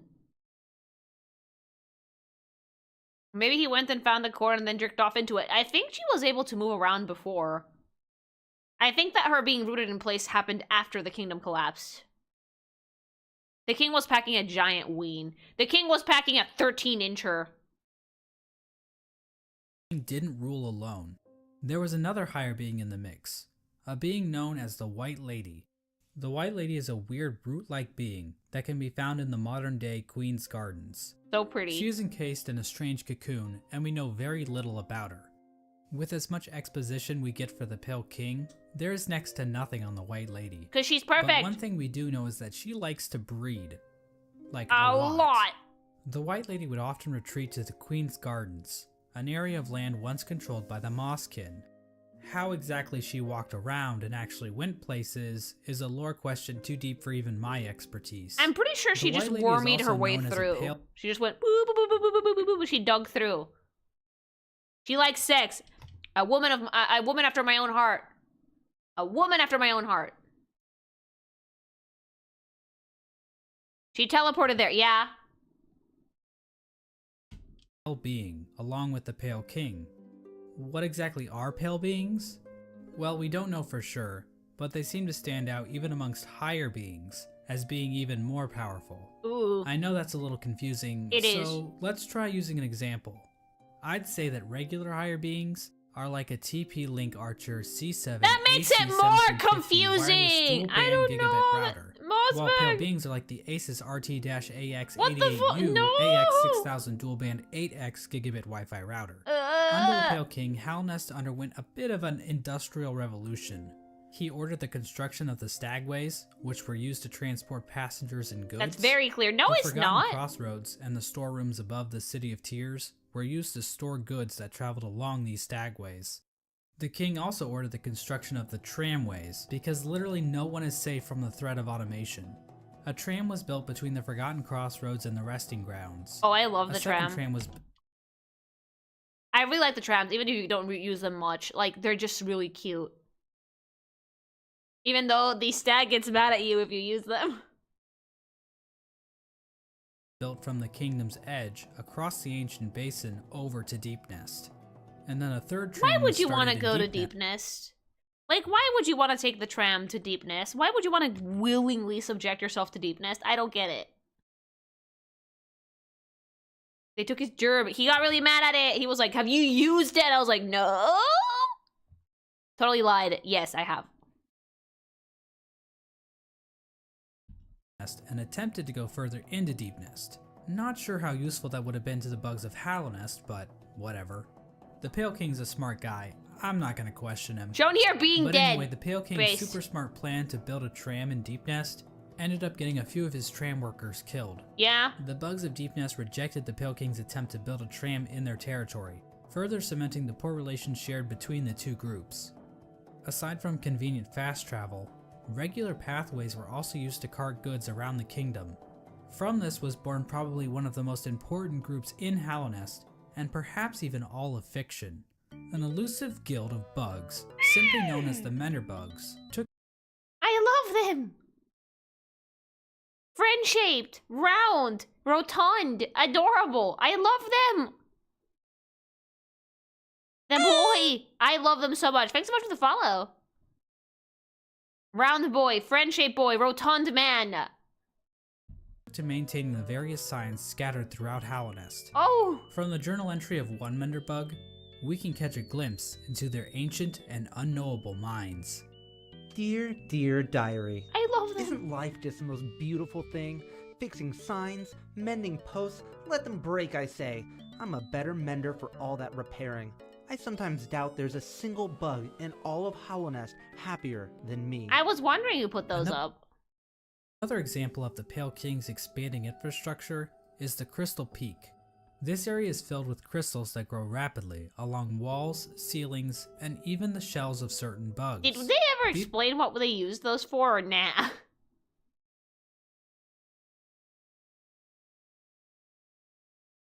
don't think they ever explained what they used the crystals for, did they? It was just there. Power sources? Maybe. Energy. These crystals were considered valuable to the bugs of Hallownest, resulting in large-scale mining efforts. We don't actually see the crystals used anywhere else in Hallownest, Yeah. but they are said to contain a sort of energy. The crystals are also said to sing, if you listen very carefully. Ew. Yay! I like Mossbag. In terms of military, Hallownest's first line of defense appeared the poop statues to be a group simply known as the Five Great Knights. The members of this esteemed coalition were Ogrim, Hagamol, Zamir, oh, the sad lady! and Isma. For being so important, most of the information about these knights has been lost to time. Ogrim is the knight we know the most about, because he's since alive. He's one of the few knights still alive during the events of the game. Ogrim expressed a great amount of loyalty towards the king, and he maybe had something going on with Isma, but we really don't know. Hagamol was known for his sense of humor and his soft-spoken voice. I like him. We only saw the false one, though. At the same time, he was also dummy thick. Mysterious Samir arrived in Hallownest from a serene land, bringing with her a collection of delicate flowers. And sighing and being mean and crying. Bringing with her a... Oh, you broke my delicate flower, how dare you. Bitch, I'm not allowed to use benches. I'm not allowed to fast travel. Obviously, I was gonna break at least one of them. God, her wife died, Lily, and... as soon as I dropped off that flower, she went, sure would be a dick move to die right now. Yeah. Collection of delicate flowers. At some point, she also got into a relationship with a mantis. But not just any mantis. A daughter of one of the mantis lords. Oh shit. So yeah, it seems like these great knights were slaying in more ways than one. Do I hear skill issue? I did it in like 3 tries. Shut the fuck up. Like, oh my god, how'd you do that? 9 souls! 9 souls is the answer to all of your queries. Aya is that she was fierce, caring, and wise. As for Isma, she was described as being kind. She also appears to be some sort of weird plant life form, but there's no information on where she's from. She was fused to a tree. The 5 Great Knights play an important role in the Champion's Call, the Knotted Grove, and the Battle of the Blackworm. We have no idea what these events were or how they affected Hallownest, but they sound cool nonetheless. During Hallownest's reign, there was another strange area that seemed to exist separate from the Pale King's rule. Carved out of the corpse of an ancient bug, an area called the Colosseum of Fools was constructed, and it was a destination for warriors from outside Hallownest. That's where all the corpses fall out of. That's literally where all the corpses fall out of. It's the Colosseum. Just I mean, yeah, she gives me a mask, but God, Christ on a bike, it wasn't easy to get there. We did it, though. The sole purpose for fighting in the Colosseum appeared to be simply for glory, with a mysterious figure known as the Lord Fool overseeing the combat. Who's dead? He's dead! Was constructed, or if the Pale King was involved, but one of his servants, the Pale Lurker, became a champion in the Colosseum. perhaps indicating the Pale King's approval. And finally, there was the royal waterways, where the fecal excrement of the kingdom was washed out into the fungal wastes. Caca. This area saw the rise of a species of parasite-like creatures called the flukes. Disgusting. The flukes spawned from the fluke mother, which I killed, so why did I still see more of them? Huh? Why did I still see so many of them? Huh? That's disgusting. Gross. Ew. Pulsing butthole. fluke marm, a giant monster with cavities in which tinier flukes live. Ew. There really isn't too much lore involved with the flukes, but I do need to point out that the fluke marm is canonically a MILF. Like, that's not even debatable. The sky is blue, 2 + 2 = 4, and we all want to fuck this thing.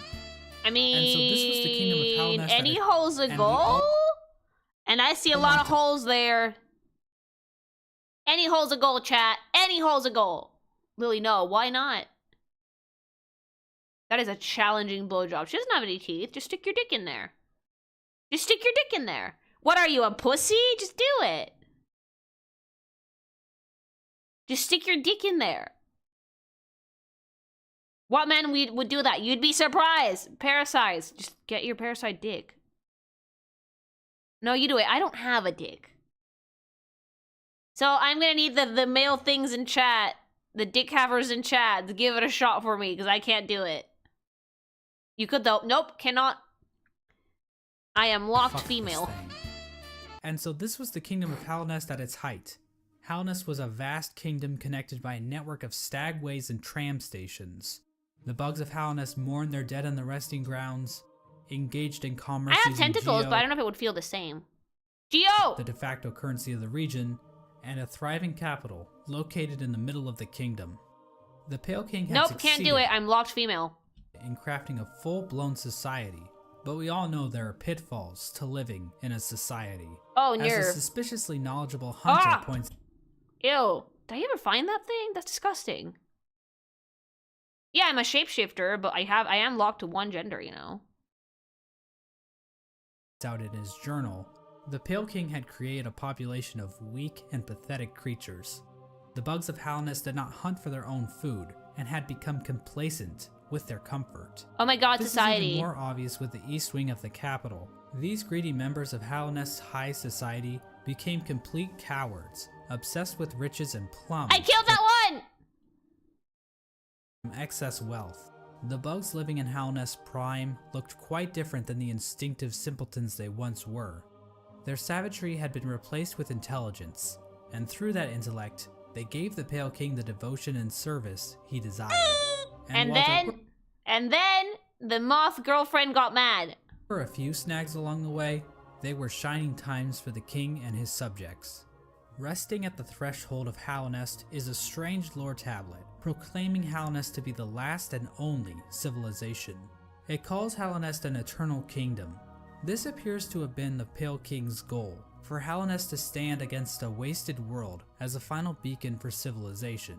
And that was the Pale King's ultimate folly, to think that he could succeed where so many others had failed before. I mean, he got pretty far ahead. I would say he did pretty good for himself until, you know, the moth got mad.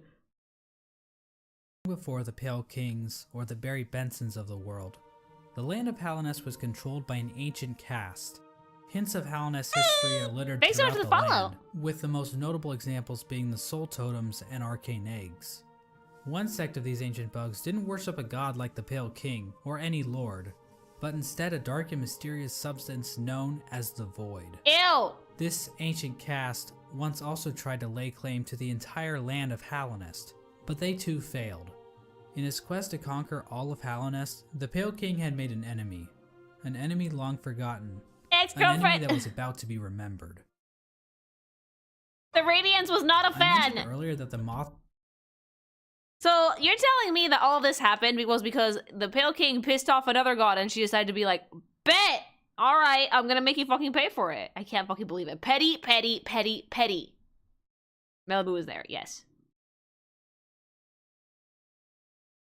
The tribe entirely forgot about the Radiance in order to worship the Pale King, but that isn't quite true. Memories of her still lingered, and hushed whispers of faith kept the Radiants alive.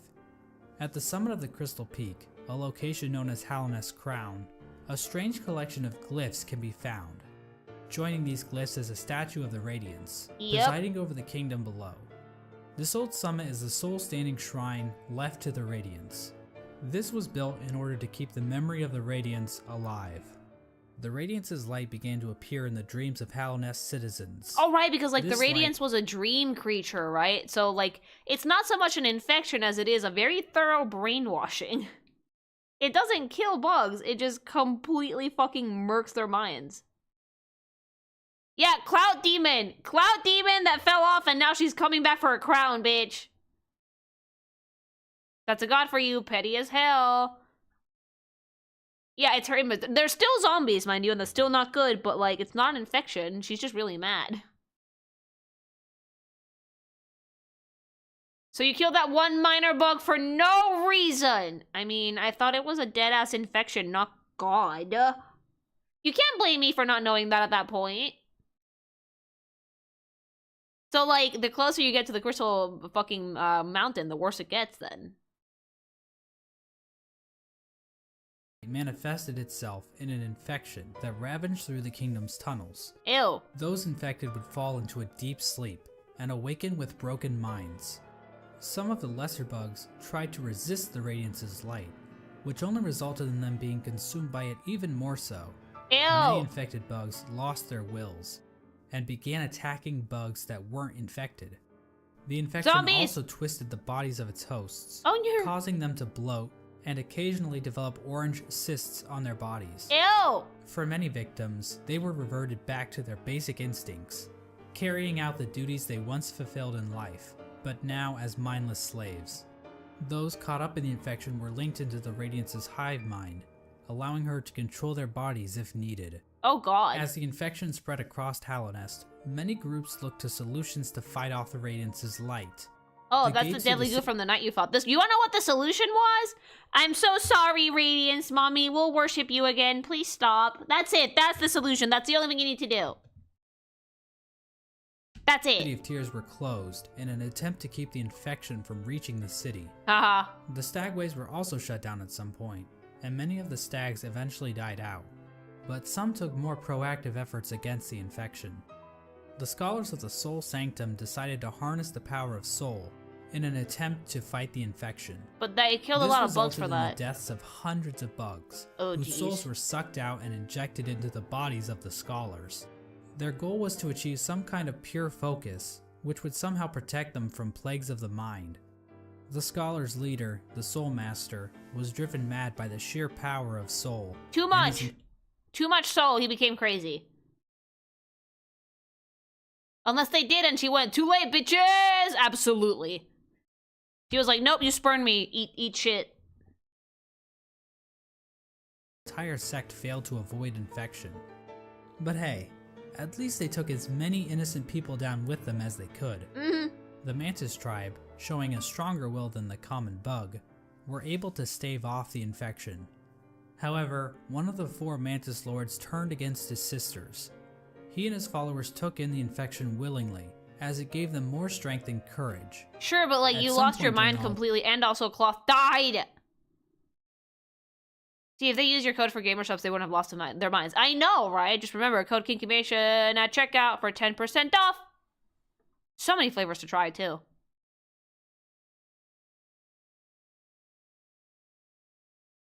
The Traitor Lord and his followers were exiled from the Mantis village, eventually taking up residence in the Queen's Gardens. The Traitor Lord's daughter ended up dying how the at some fuck? point. Why did they go hang out in the This is the prettiest same Mantis place? Why did they go hang out in the prettiest place so I couldn't go in there? Bitch. That was in a relationship with Zamir, one of the 5 great knights. What is she? What is Zamir?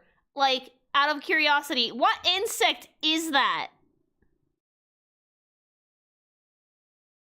Bug? Yeah, I think a moth. No! A butterfly? What is she? Silverfish? No. A roach!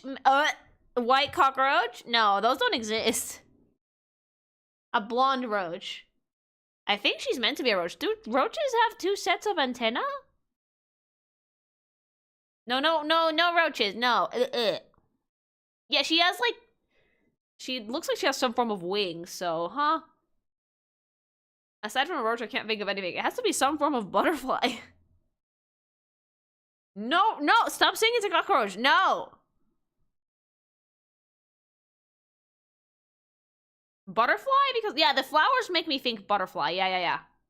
Look at the size of her nail. Oh god, it's gigantic. Christ. The Matarakan is in fucking Hollow Knight, yeah. It's not pink enough. She's not pink enough. She needs to be pinker. Has rejected their union because of Zamir's outsideness. As a gamer, this type of prejudice is all too familiar, and honestly, it makes me sick. Gamers rise up. With the 5 Great Knights completely useless to fight against the infection, the Pale King devised his own scheme. A scheme involving a strange substance known as Void. Uh-oh. As I mentioned earlier, the Pale King's White Palace was built in an area How called many bugs are pink? None. Sadly, none.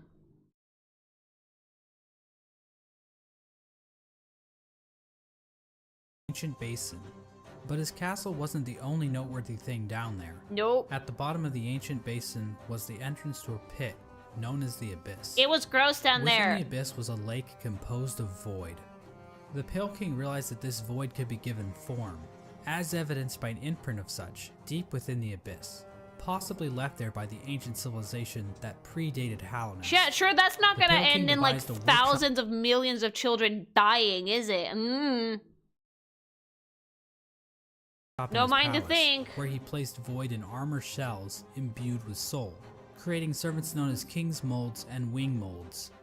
Oh, those are the things that are in like between the buzzsaws. In between the fetish, you get those. Void creatures were somehow imprinted with the desire of the Pale King. The Collector! That's the Collector! That's like the same silhouette as the Collector. What the fuck? The thing that fucking imprisoned all the grubs was made by the king? Ew! Collector's a certified void creature! Oh shit, ew. King, why did you make that? Was he just trying it out? Was that what he did to try out if he could make like a completely synthetic being? Holy shit. And we don't know why he did that. It was probably at first try before he made any Hollow Knights. So that they would serve him. It isn't clear when the Pale King started making these creatures. There is evidence to imply that even common bugs were aware of King's Molds. I mean, the blacksmith probably knew, yeah. But the point is, the Pale King to follow.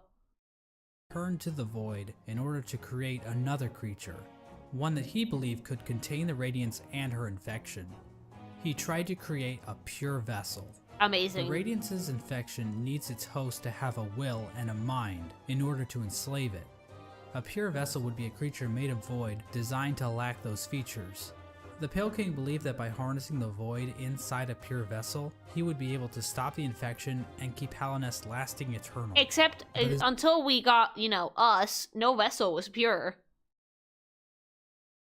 Because we weren't raised, we weren't loved, we just fucking popped out of the ground like a fucking daisy and popped off.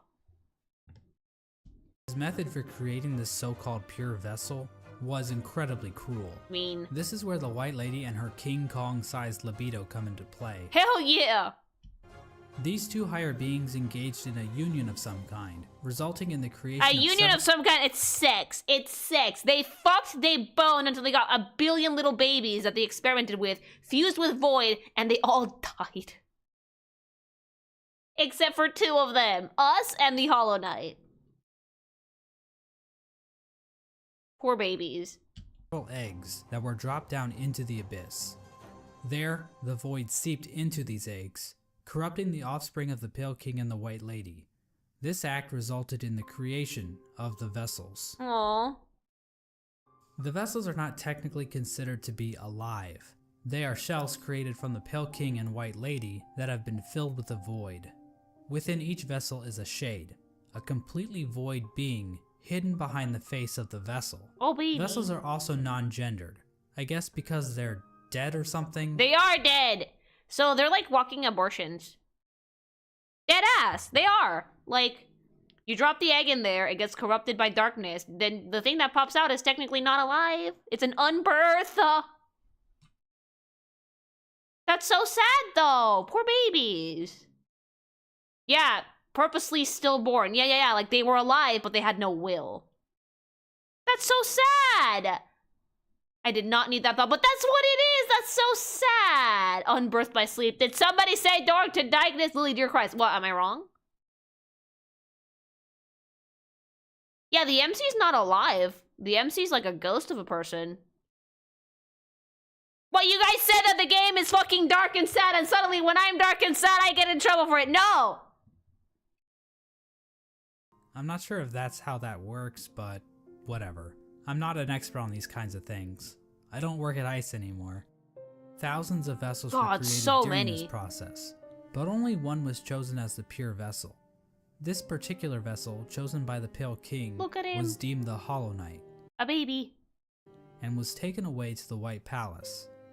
But I want to take a bit of a closer look at this part of the story. You're supposed to be picking on funny, and I am. Number of questions and theories surrounding this moment that I really want to dig into.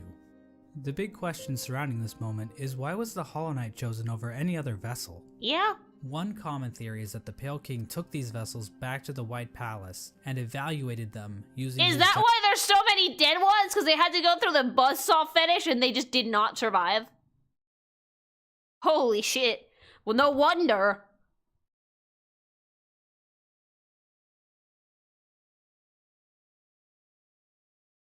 How is that a fetish? Because he gets off on it. Giant collection of buzzsaws. This theory is probably the least likely explanation. It kinda exists just to explain the buzzsaws. The fucking horrifically difficult platforming, but it doesn't really mesh with the vessels very well. How does being good at Super Meat Boy prove that you are a worthy vessel? And while thinking about logistics in a game about God, anxiety incarnate, truly. Truly. It took me so long to get past that fucking thing, and I almost cried. Magic bugs is never a good idea. How exactly did the Pale King transfer these thousands of vessels to his palace without characters like the Dung Defender finding out? So this means that the Pale King probably made his decision without taking any of the vessels out of the abyss. So he made them climb up. How did the Pale King make his evaluation? I think the best explanation comes from a theory I originally heard from a user named Did you do Path of Pain? No. Flower Fan. Basically, the vessels were hatched down at the bottom of the abyss. Oh, whoops. And the first one to make it to the top was chosen by the Pale King.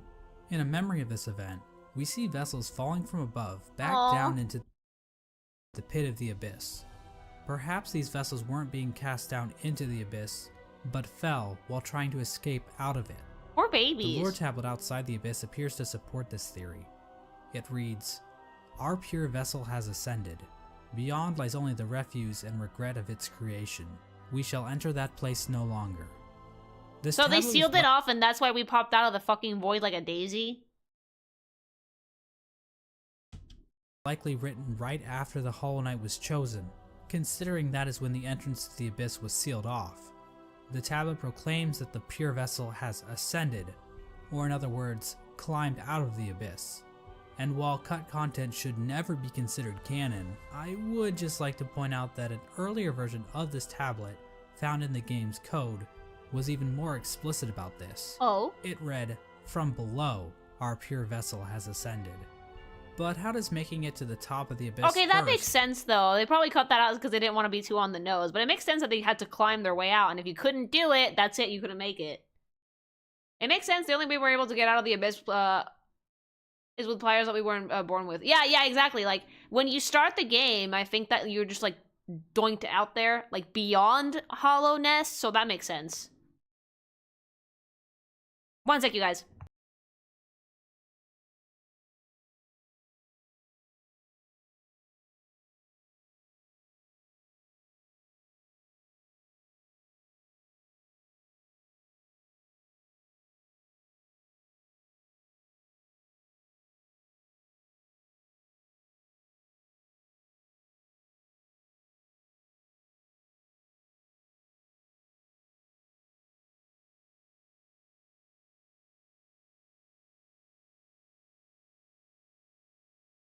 I have a webcomic. And it has everything that you would possibly want to have in a webcomic. It has romance, it has action, it has funnies, it has big tits. It's called Magical Miss Lucy. If you like magical girls and you like a silly little love story that might not end up being so silly later, this webcomic is for you. You can read it over on Webtoons if you look up Magical Miss Lucy or Kinky Mation. Currently we have 3 episodes out. It's big chapter in a bit. This version obviously doesn't have spicy shit, but there is spicy stuff over on Patreon. Patreon.com/kinkymation. Do not go in there if you're under 18. It is a story about a magical girl in her 30s. You could say that she's a little bit too old for that job, right? Well, there's a reason for that. She was actually a perfect match. But if you want to find out why she's a magical girl in her 30s, read the comic. It's definitely worth your while. Chill over.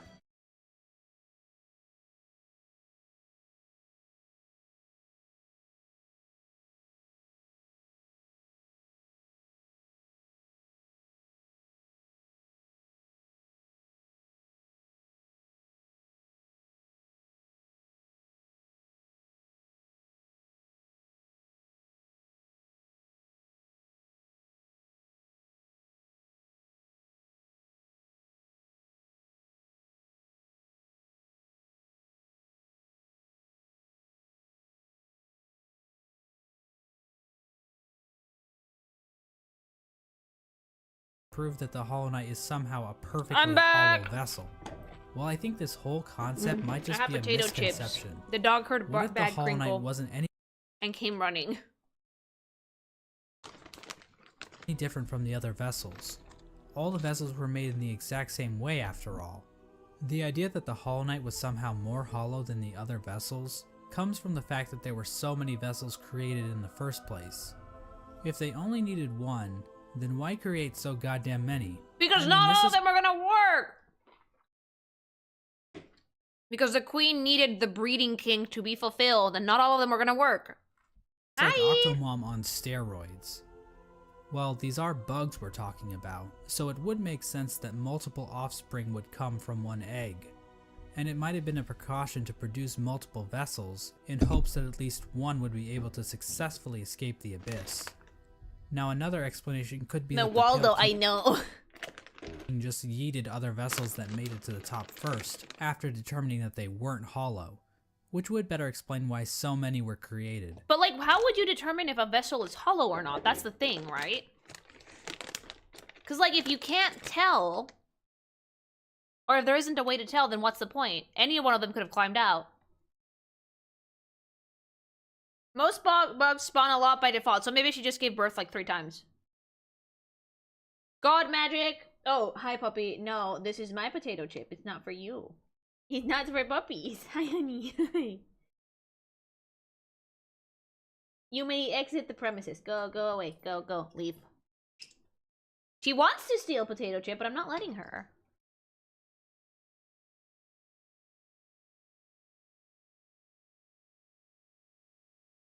Ultimately, the exact details aren't super important, but I do find it interesting how many different interpretations can be pulled from this part of the lore. After the Hollow Knight was chosen, the Pale King sealed the doorway to the abyss, leaving the discarded vessels to rot away in darkness. That's so mean! Like, here's the thing, right? None of the vessels actually died. They were not alive in the first place. That means that we literally just left all of those poor little dead, half-dead babies down there to rot! I'm often reminded of the quote, "My dog is not fat, but she wants to be." She does. Is she anywhere around? Where is she? There she is. She does. She likes potato chips, but I only let her have like 1. And then she just stares at me for ages and hours and hours. These actions were not taken lightly by the Pale King or the White Lady. Both participants expressed shame in what they did. They felt bad, yeah. But saw no other option to save the kingdom. But the vessels weren't the only poor saps sealed away in the abyss. There's also a lighthouse that was built on top of a naturally formed spire. Its light shining down it on was the like, ocean honest to God, it was giving Uzumaki. It was giving like mad Junji Ito vibes. The Abyss. It had like the same similar like cosmic horror vibe that the fucking comic did. Because like if the light wasn't shining on the water, it was alive and gross and it came for your wig. It was giving like cosmic horror. It really was. Abyss below. Inside was one of the Pale King's royal retainers, who was left in charge of keeping the lighthouse turned on. So this brave soul was willingly sealed in a dark and dangerous tomb for the rest of his life. And obviously it died! Poor thing! Just so he could not pull a lever. Well, at least he was living with purpose. With the Abyss sealed and the Hollow Knight chosen, the Pale King's plan was beginning to come together. The Hollow Knight was raised and trained to prime form, causing it to grow several times its original size. Oh yeah, like, he got taller than the Pale King, I think. Much, much taller. How the fuck did that happen? Probably because of the White Lady genetics. He had a growth spurt, probably some form of power. Did we use solo leveling logic? Did we become OP and get taller? Dude, that's one of the things about solo leveling that never fails to make me fucking giggle to this day. Because at first I thought that no one was gonna acknowledge it, but thank God that they did. Thank God someone was like, wait, bitch, did you get taller? Did you get taller, bigger shoulders, and the low taper fade? Because he did, he cut his hair. But like, yeah, like, I would have been so disappointed if no one acknowledged that Song changed physically, like, so completely. Probably took after his mother, yeah. Second puberty. I hated that happened. I didn't hate it at all. I think it made sense. It made sense. Like, if you're gonna get stronger, physically especially, and smarter, you're obviously going to change. So for me, him getting taller and buffer makes complete sense. Like, if you're gaining levels, you're building an optimal physique. A lot of people get really mad about, like, little solo leveling tangent about how fucking OP Song is. I don't hate it, personally, because it's the first time that I've seen an OP protagonist that has earned that fucking moniker, okay? He didn't start out that way. He started out as a fucking bitch baby. Sung earned his OP-ness, which is why I'm not mad at it.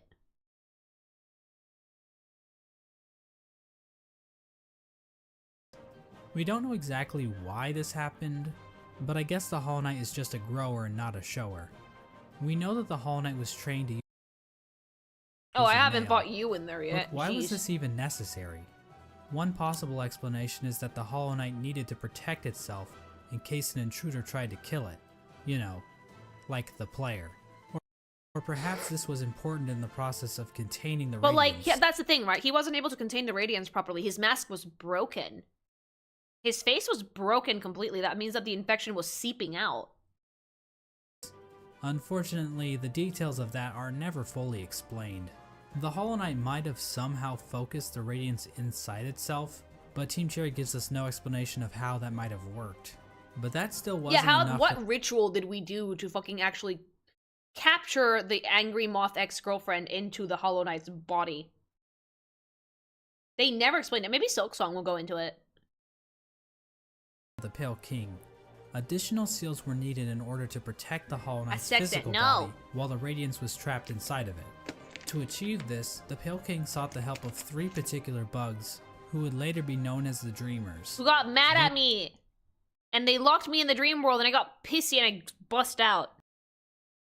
Lurien the Watcher, Motomon the Teacher, and Hera the Beast.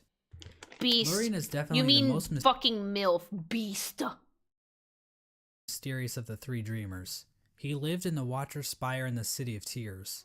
From there, Lurien watched over the city with his telescope. Lurien was a pretty big fan of the king, so it probably took little convincing for him to lie down for him. Lurien might also like, they're not dead, they're just asleep, right? Like, they're dead as just asleep, because that's what happened to Hornet in the bad ending.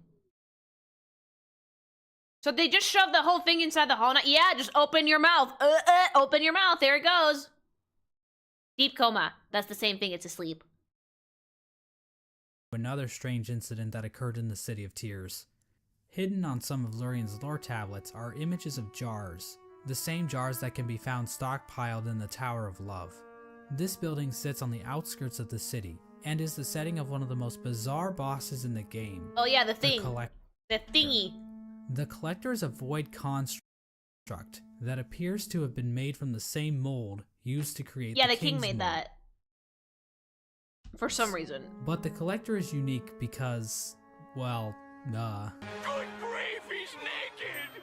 The Collector stayed in the Tower of Love with a noble bug who likely owned the establishment. In the tower, a number of bugs can be found The captured cummy in jars! The cummy jars! Yeah, Spanish said it before I did. implying that these two were tasked with collecting these creatures. However, the collector somehow became obsessed with grubs, creating a map to keep track of grubs it captured in jars, as well as keeping a strange shrine displaying a grub in the style of Poor babies, Jesus. the Vitruvian Man. Eventually, the bug staying with the collector decided to lock it inside the Tower of Love, and fled to the Queen's Gardens, where it died, likely due to overexposure to the void. Yeah, it was bleeding from the eye holes.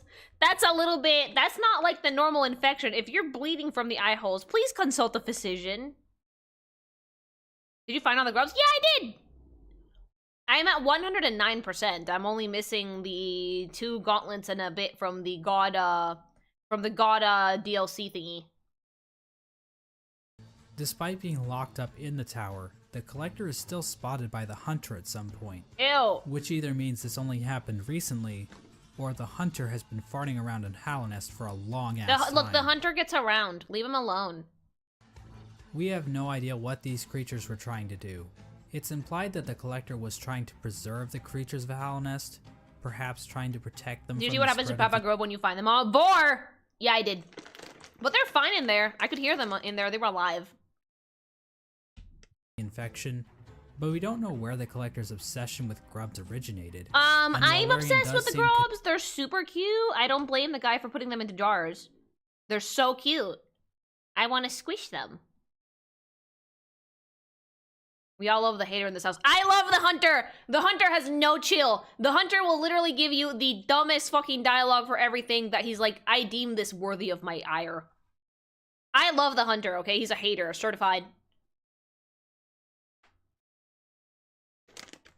Connected to all of this, we don't know how involved he was with this operation, or what its end goal exactly was. Did he only have one eye? Also, chat, do you want a potato chip? The teacher lived in the teacher's archives, a library built atop a lake of acid in the Fog Canyon. The lower half of her body consists of tentacles. It's a jellyfish. What flavor? Plain salt.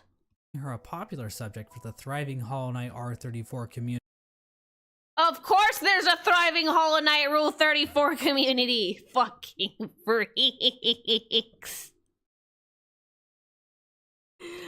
You're a freak! I mean, I get it. I do. I get it. I get it.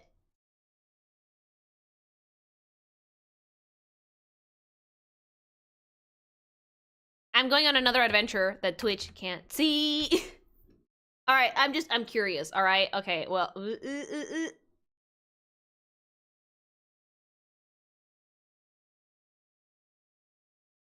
Alright, you guys are, that is hidden from chat site. Hold on. Why? Because I'm curious! Hollow Knight. Let's see how shit this is. There cannot only be 4 pictures. Did I write this wrong? Oh, sexual illiteracy at its finest. Alright, well that looks like absolute fucking garbage. Can't you guys at least try to make them look like bugs? Ew. Well, that was not that bad. Like, can't we at least make the attempt to make them look like insects? Not lumps of Come on now. Come on now! Oh. Let it be known that the quality of porn you're getting for Hollow Knight in Rule 34 isn't the greatest. They're bugs! Why are you just drawing black latex suits with masks on them? Oh my god. Am I gonna have to step in? Am I gonna have to step in and do my fucking job and make an actual insect person? Am I gonna have to step in? This quality of not safe for work is... Okay, this one's not that bad. But like... Yeah, it's not that bad. Yeah, wait, but not that bad. Am I gonna have to step in? Am I gonna have to actually fucking do my job and draw an actual insect person? Okay, that one's good. That one's an actual bug. Okay. Fine, I'll do it myself. God. Why is this nest? I'm sending this to Wave immediately. Why is it? No. Wave, hold on. Wave, I'm gonna burn your eyeballs out for a second. Hold on. I need...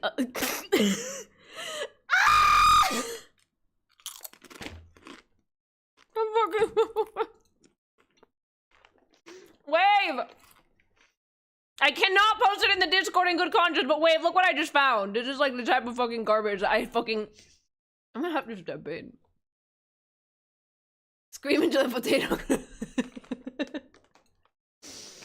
I am going to McFucking lose it. What is that? Oh my god. You know, the more of this shit I see, the more I'm convinced that my fucking goddamn industry is run by virgins, not derogatory because there's good virgins out there, and people who don't like sex. The amount of... That is Wave, another one. The amount of sexual illiteracy that I am seeing on my fucking screen right now. Wave, don't send me worse one! Wait, when I send you this shit, you can't send me a worse one. That's disgusting.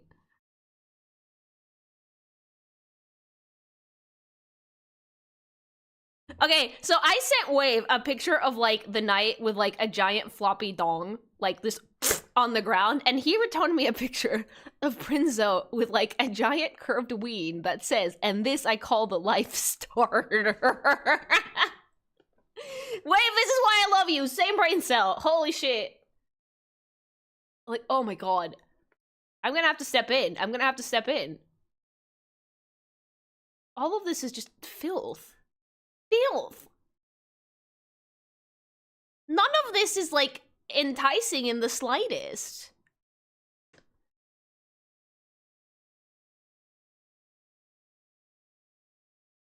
Anyway, we went off on a tangent there. Oh, don't worry. That's why I said virgins derogatory. By virgins, I mean people who are completely sexually illiterate. I need a better word for it, because sexually illiterate is too long. But virgins might be mean-spirited to the virgins out there that are actually informed, because they do exist, because guess what? I used to be one. Thanks so much for the sub. I need a better word, but it's basically people who are just completely clueless about sex and only fucking get all their information from, like, porn and hentai. Thank you for the sub! It is relevant to the lore. The archives and the Fog Canyon as a whole are also filled with these strange Metroid knockoffs. These creatures are likely related to Monomon in some way. Went on a tangent and ended up saltier than the her chips you're eating. Offspring, Dude. her test tube babies, or possibly even her shit. Motomon uses futuristic cathode ray tube things to store information about Halonest. Several terminals in the teacher's archive go into detail about the Pale King's bug computers plan to defeat. Those are bug computers. Like, I wouldn't even make it a comic. I would just make my own version to show you guys how I would adapt this very, very simplistic art style into something that still fits with the lore, which should be an insect. The Radiance, indicating that Motomon had intimate knowledge of what she was taking part in.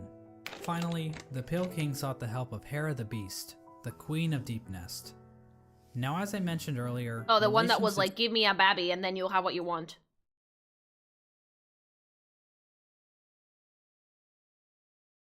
Between Halonest and Deep Nest were kinda... yeah! not great. Unlike the other two dreamers, Hera needed to be convinced in order to help the Pale King. Hera would eventually agree to become a dreamer, in exchange for a child. The Pale King agreed, and the two engaged in a dalliance, which is a fancy way of saying they totally boned. Yeah, they boned! Was it really just we don't know how to make bugs sexy, so we made weirdly proportioned human bodies type stuff? Yep. We just made fleshy latex suits with the bug masks and called it a day. That's it. The White Lady was okay with this arrangement. In fact, she might have been watching from the closet. Of course. The motive behind Hera's request is never elaborated on, but it appears as though the King of Deep Nest was dead at this point. Your pause game has been phenomenal tonight, by the way. Thank you! So perhaps she desired the Pale King's pale seed so that her child could be of high birth. The bargain between Hera and the Pale King resulted in the birth of Hornet. Baby girl. She became Baby girl. A higher being herself. known as the gendered child because, unlike the Pale King's other children, all the Hornet fucking was not hollowed vessels. out by the abyss. Hera and Hornet spent little time together, as Hera had to make good on her end of the bargain. And so the three dreamers were put to rest. Through their actions, a seal was placed over the black egg, prohibiting entrance into the chamber. These dreamers also had their own protection. At the base of Lirian's spire. So that's the thing I noticed about the Dreamers. When I went to see the Dreamers, I was fully expecting boss fights in the Dream Realm. But what I got instead was there was a fairly annoying dungeon bit to get past, to get to the Dreamer, and then when you get to the Dream, you just wail on them. You just bap, bap, bap, bap, bap, bap, bap, the Dream nail with the nail until they're dead. It's not at all what I expected. I expected a full-on boss fight with the Dreamers, but no, you just got boss fights beforehand. Which was funny. The Watcher Knights guarded access to their master's body. Motomon's body was protected by a giant jellyfish named Umu. On top of this, Motomon entrusted her servant Quirrell with a mask which would be required to break an additional seal she had placed over herself. So she basically is double wrapping herself. Yep. As double for Hera, condom. we're not really sure what protected her, since it is never actually seen in-game. We don't know where this creature is hiding, but whoever it is, I mean, deepness really is all the suck at their protection you job. need, mama. If you have to make Now, it there past appears deepness to find her, to be one more element to the Pale King's plan, involving the Weavers. Hidden away in the Weaver's den is an incomplete seal of binding, woven from silk. This design prominently features the Hollow Knight's head, and can be found in the White Palace, as well as blocking the exit during the Hollow Knight fight. Oh yeah! Silk spools created by the Weavers can be found in the Stag Station in Deep Nest, as well as the Stag Station next to the White Palace. These spools can also be found in the Pale King's workshop. We know that the Weavers were closely tied to Then has Hera a violent and alarm Hornet, clock. He has a mission chat! so their actions might have been a part of the deal between the Pale King and Hera. Once the Hollow Knight was ready, the Radiance was somehow channeled into is the that what vessel. he's supposed to look like? When he's not, you know, fucked and full of ew? Full of ickies? God, he's so pretty though. Was then placed inside of a giant black egg located in the Forgotten Crossroads. This egg was built to sustain the Hollow Knight, and itself appears to be fashioned from void.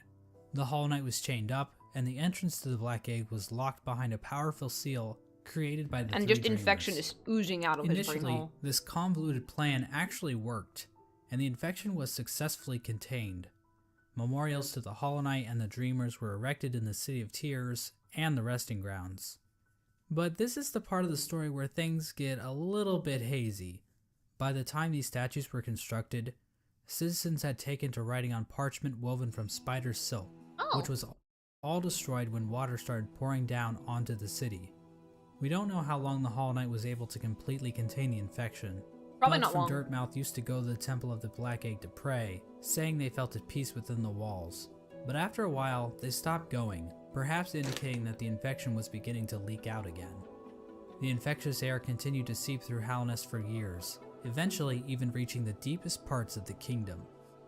As it turns out, the Pale King's pure vessel wasn't quite so pure after all. He fucked it up! The Hollow Knight had been tarnished by an idea instilled. While the game never explicitly tells us what that idea was, It's so pretty it does though. hint Like, genuinely, it's like such a pretty design that the king is a manlet, but the Hollow Knight is not, and it's just such an elegant, just a beetle. A baby boy beetle. Who was loved, and that fucked him over. strongly at what it might be. Hidden away in the White Palace is a memory showing the Hollow Knight and the Pale King sharing a moment. The Hollow Knight might have developed a parental bond to the Pale King, and who could blame it? The Pale King is a pretty great dad after all. You know, if you ignore the infanticide and everything. All the infanticide. Remember those smug mushroom dickheads? Well, Yes. it turns out their trust in the Pale King was a complete mistake. That shared mind isn't looking too good now, is it? In the fungal core, the corpse of a giant mushroom lies dormant. Its final thoughts were, "Pale worm, what good to see a demise unavoidable?" Yeah, exactly. Like, if you're clairvoyant and you're seeing a future that is disaster that you cannot avoid, what good is it? What good is it? Oh yeah, we also like fucking kill the god. That's what you get if you for the Path of Pain. Oh, you get a memory, like a little bit of lore. I mean, probably not worth the entire stream. I would have to spend crying in there.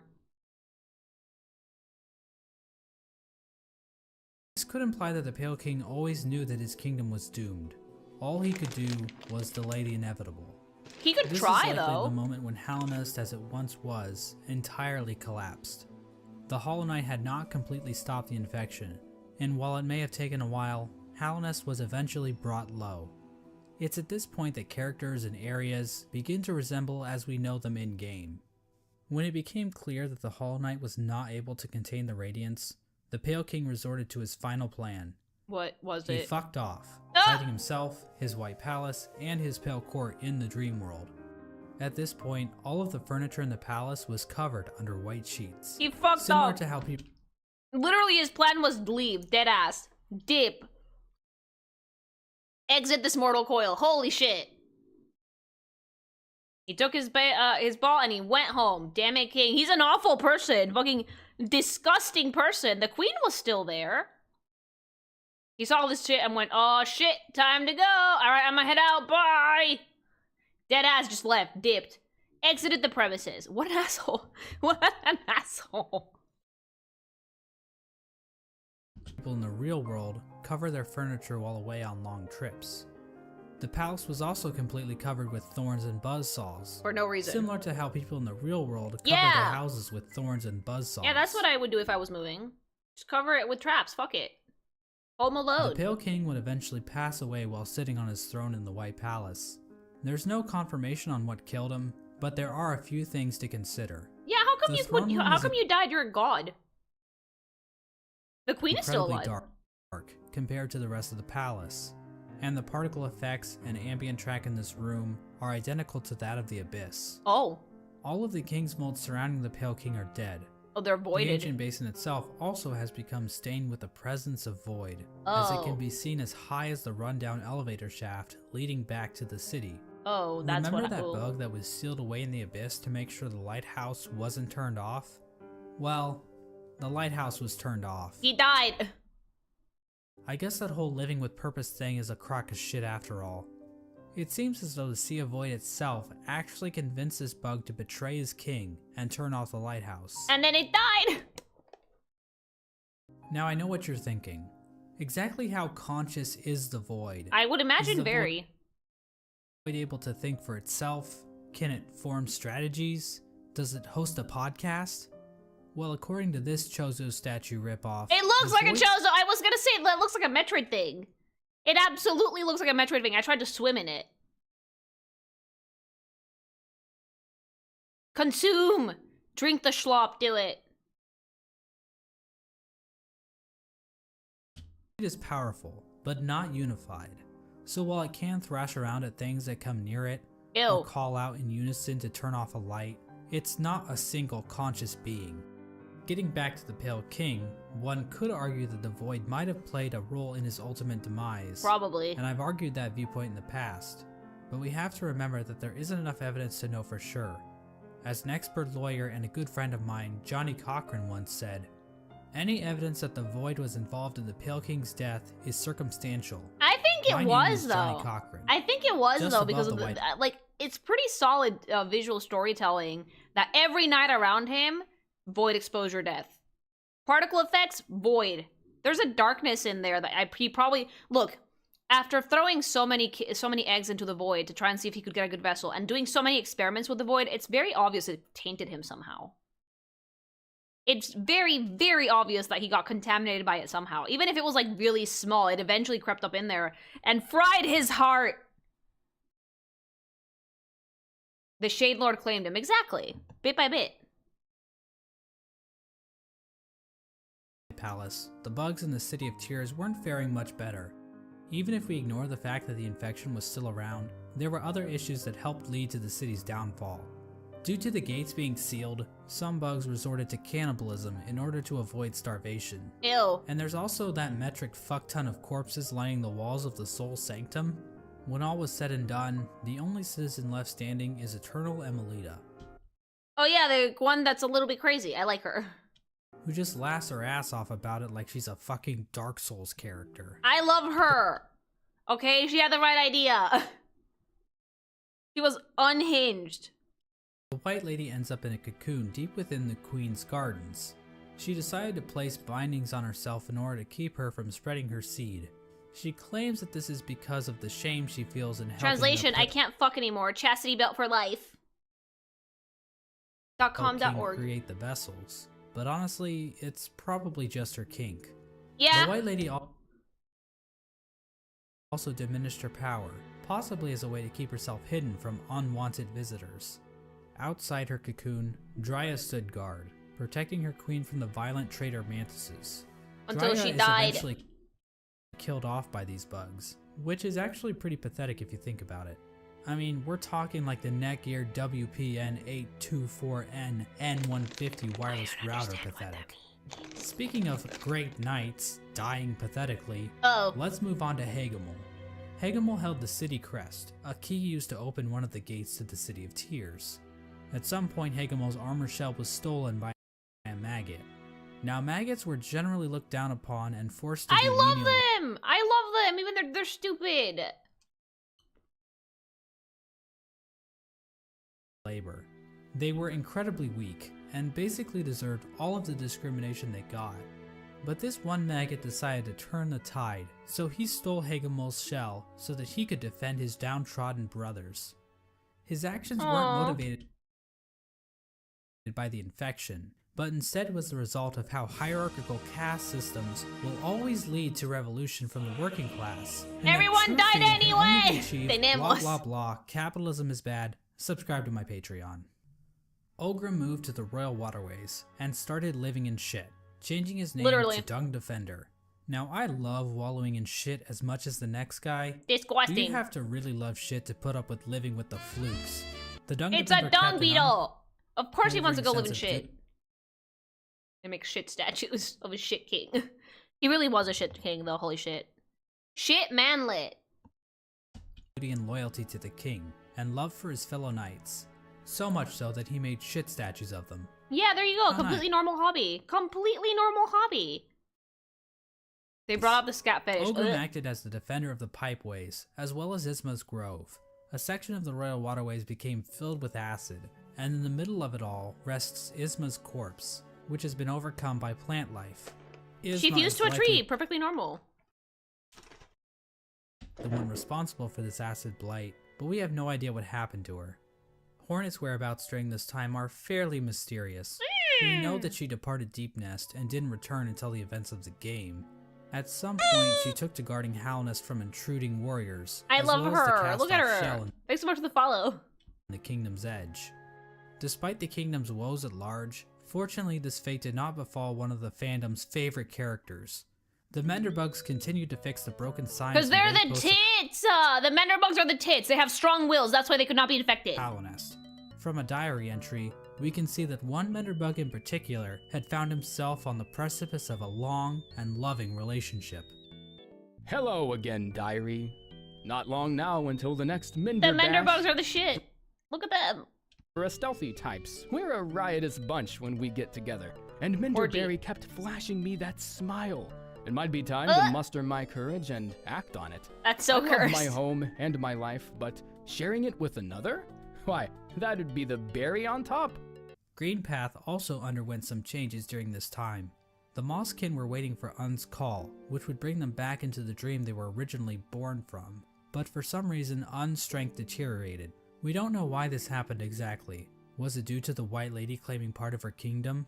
Was it somehow due to the infection? Acid. Some Mosskin believe that Un went into hiding, but it appears as though Un is, in fact, calling to her children. But many of the Mosskin are unable to hear her call.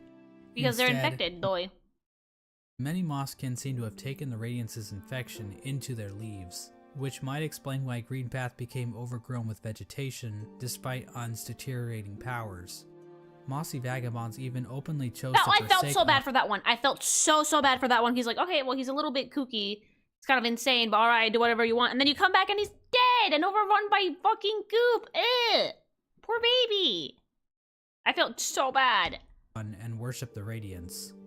Another tribe to be screwed over by the Radiants is the Hive, which fell to the infection after the death of their leader, Hive Queen Vespa. It's really funny because they were like, we had nothing to do with the Pale King. Why are we getting punished? But it appears as though this had little effect on their civilization. The Radiants' hive mind was already familiar to the bees, since the Hive probably operated under something similar already. So in other words, the Hive probably made out the best in this whole situation. I mean, friendship. Let's turn our attention back to the moths. After Melamouche. all, it's their god that keeps killing the moths are the source of this entire problem. If you guys hadn't betrayed your fucking girlfriend and made it everyone's problem, she would not have come down from the fucking heavens with a wrath. This is entirely because of the moths.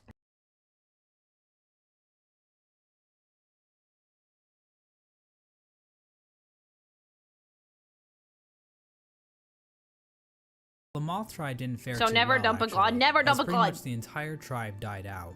The only known survivor is the seer. Melamouche. Despite the loss of her tribe, the seer continued to tend to the graves in the resting grounds, while also waiting the arrival of the wielder, a mysterious being that her tribe has dreamt of for a while. You mean the Hollow In the Knight? Kingdom's Edge, the land became covered in ash molting off of the worm's decomposing corpse. Ew. The Colosseum of Fools continued to thrive. The Lord Fool passed away at some point, but nobody really seems to No one notice or noticed even that he died. No one noticed that that dude just went and died.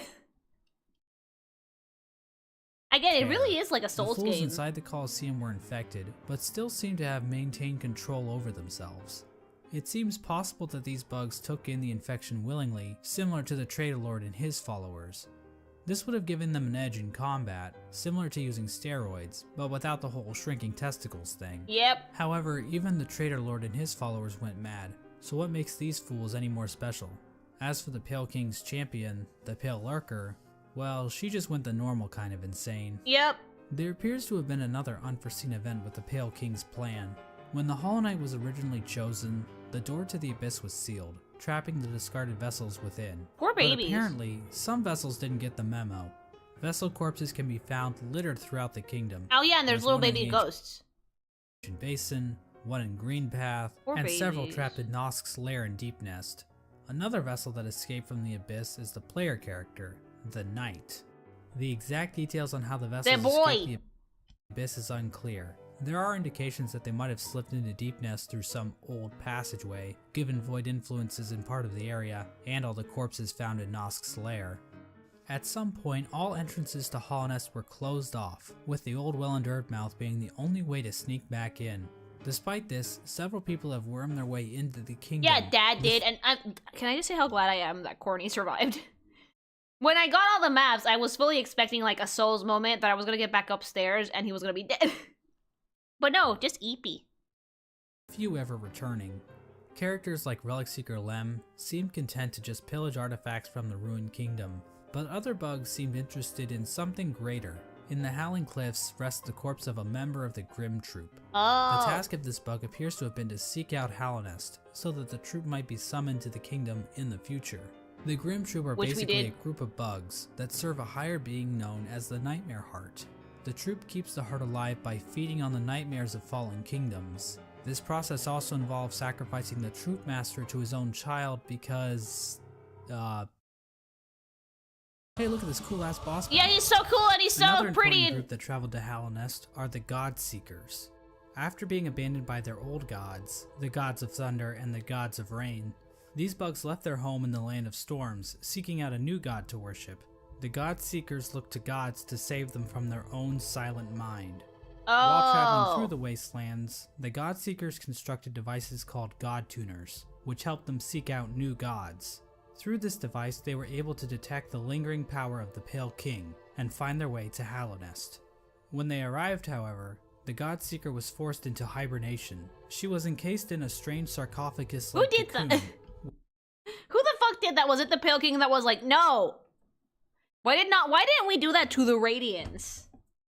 Why did we not do that to the Radiants? Like, how did, like, we tried, but we failed completely. Why did we have to seal the Radiants inside of a living being and not just a big fuck-all coffin?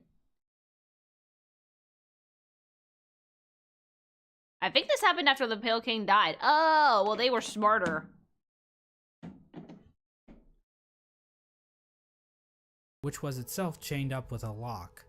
It's not clear how this forced hibernation worked. It just made them real skinny. The cocoon appears to have been made by the Godseeker herself. As for who put the cocoon in chains, I think the most likely candidate is the Dung Defender, considering how the Godseeker's cocoon is found in the junk pit in the waterways, an area the Dung Defender has tasked himself with protecting.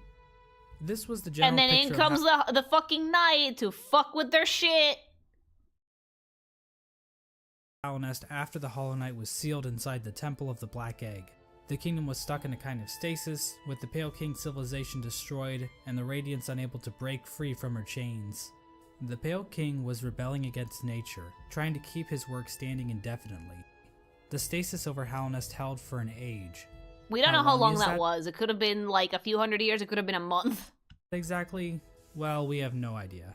As I'm sure you've noticed, there really isn't a timeline for anything that No, happens because like bugs live for like a few months at best, so an age for them can be like a month or like several bug lifetimes, but like for us it could be like what, half a year? Because that's just how it works.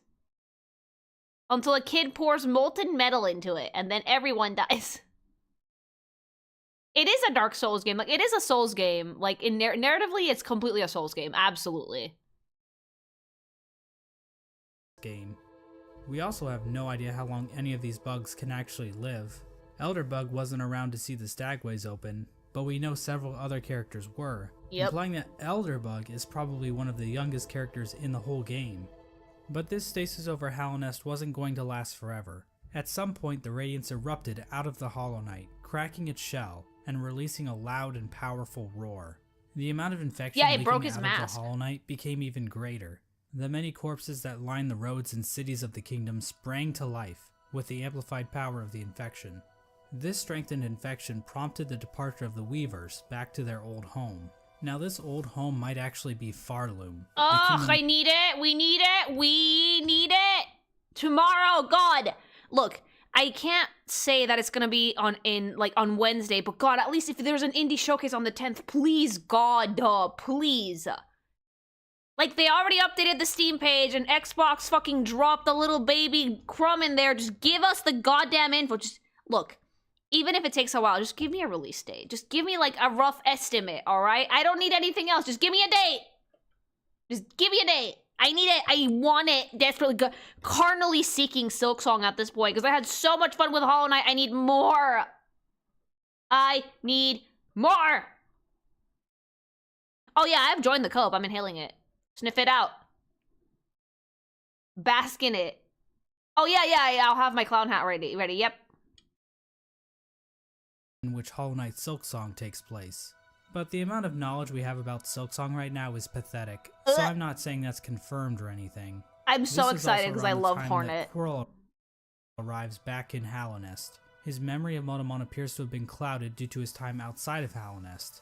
These events are depicted in the Quirrell prequel comic, which also shows an image of the Hollow Knight with a pre-cracked shell. Oh. This could mean that Quirrell's arrival happens roughly the same time the Hollow Knight's shell cracks. At around the same time Quirrell arrives in Hallownest, we also see the arrival of the player character, who is commonly referred to as the Knight. The Knight was one of the lucky vessels that was able to make its way out of the abyss. How? We don't know. Somehow the Knight ended up venturing beyond Hallownest and into the wilds beyond. It's implied that the Knight was called to Hallownest by either the sealed Hollow Knight or the Radiants within. Regardless, once the Knight shows up and yeets itself off this glyph, the actual game of Hollow Knight finally begins. Now, there's a lot of details we could get into. Hallownest is full of NPCs and bosses, each with their own stories to tell. But to be honest, I don't think we need to go through all of them, since their stories are relatively straightforward. For example, let's look at the brooding Moloch. So why is the brooding Moloch brooding? Because all lonely. His friends are dead. Yeah. That's what happens when all your friends die, you get mad. And there you go. That's the lore for the brooding Moloch. Also, it's the only character in the game with a visible asshole. A butthole? Now, do you really need me to explain that to you? Probably not. So instead, I mean, there was a whole segment in this about eating ass. So... to Hollow Knight's main story. The Knight is eventually noticed by Hornet, who lures it deep into Greenpath. Hornet? I don't think she likes you at first, like, at all. attempts to kill the Knight, claiming that she knows what it would try to do. At this point, Hornet views the Knight as being too weak. After the fight, Hornet can be found in the City of Tears, next to the statue of the Hollow Knight.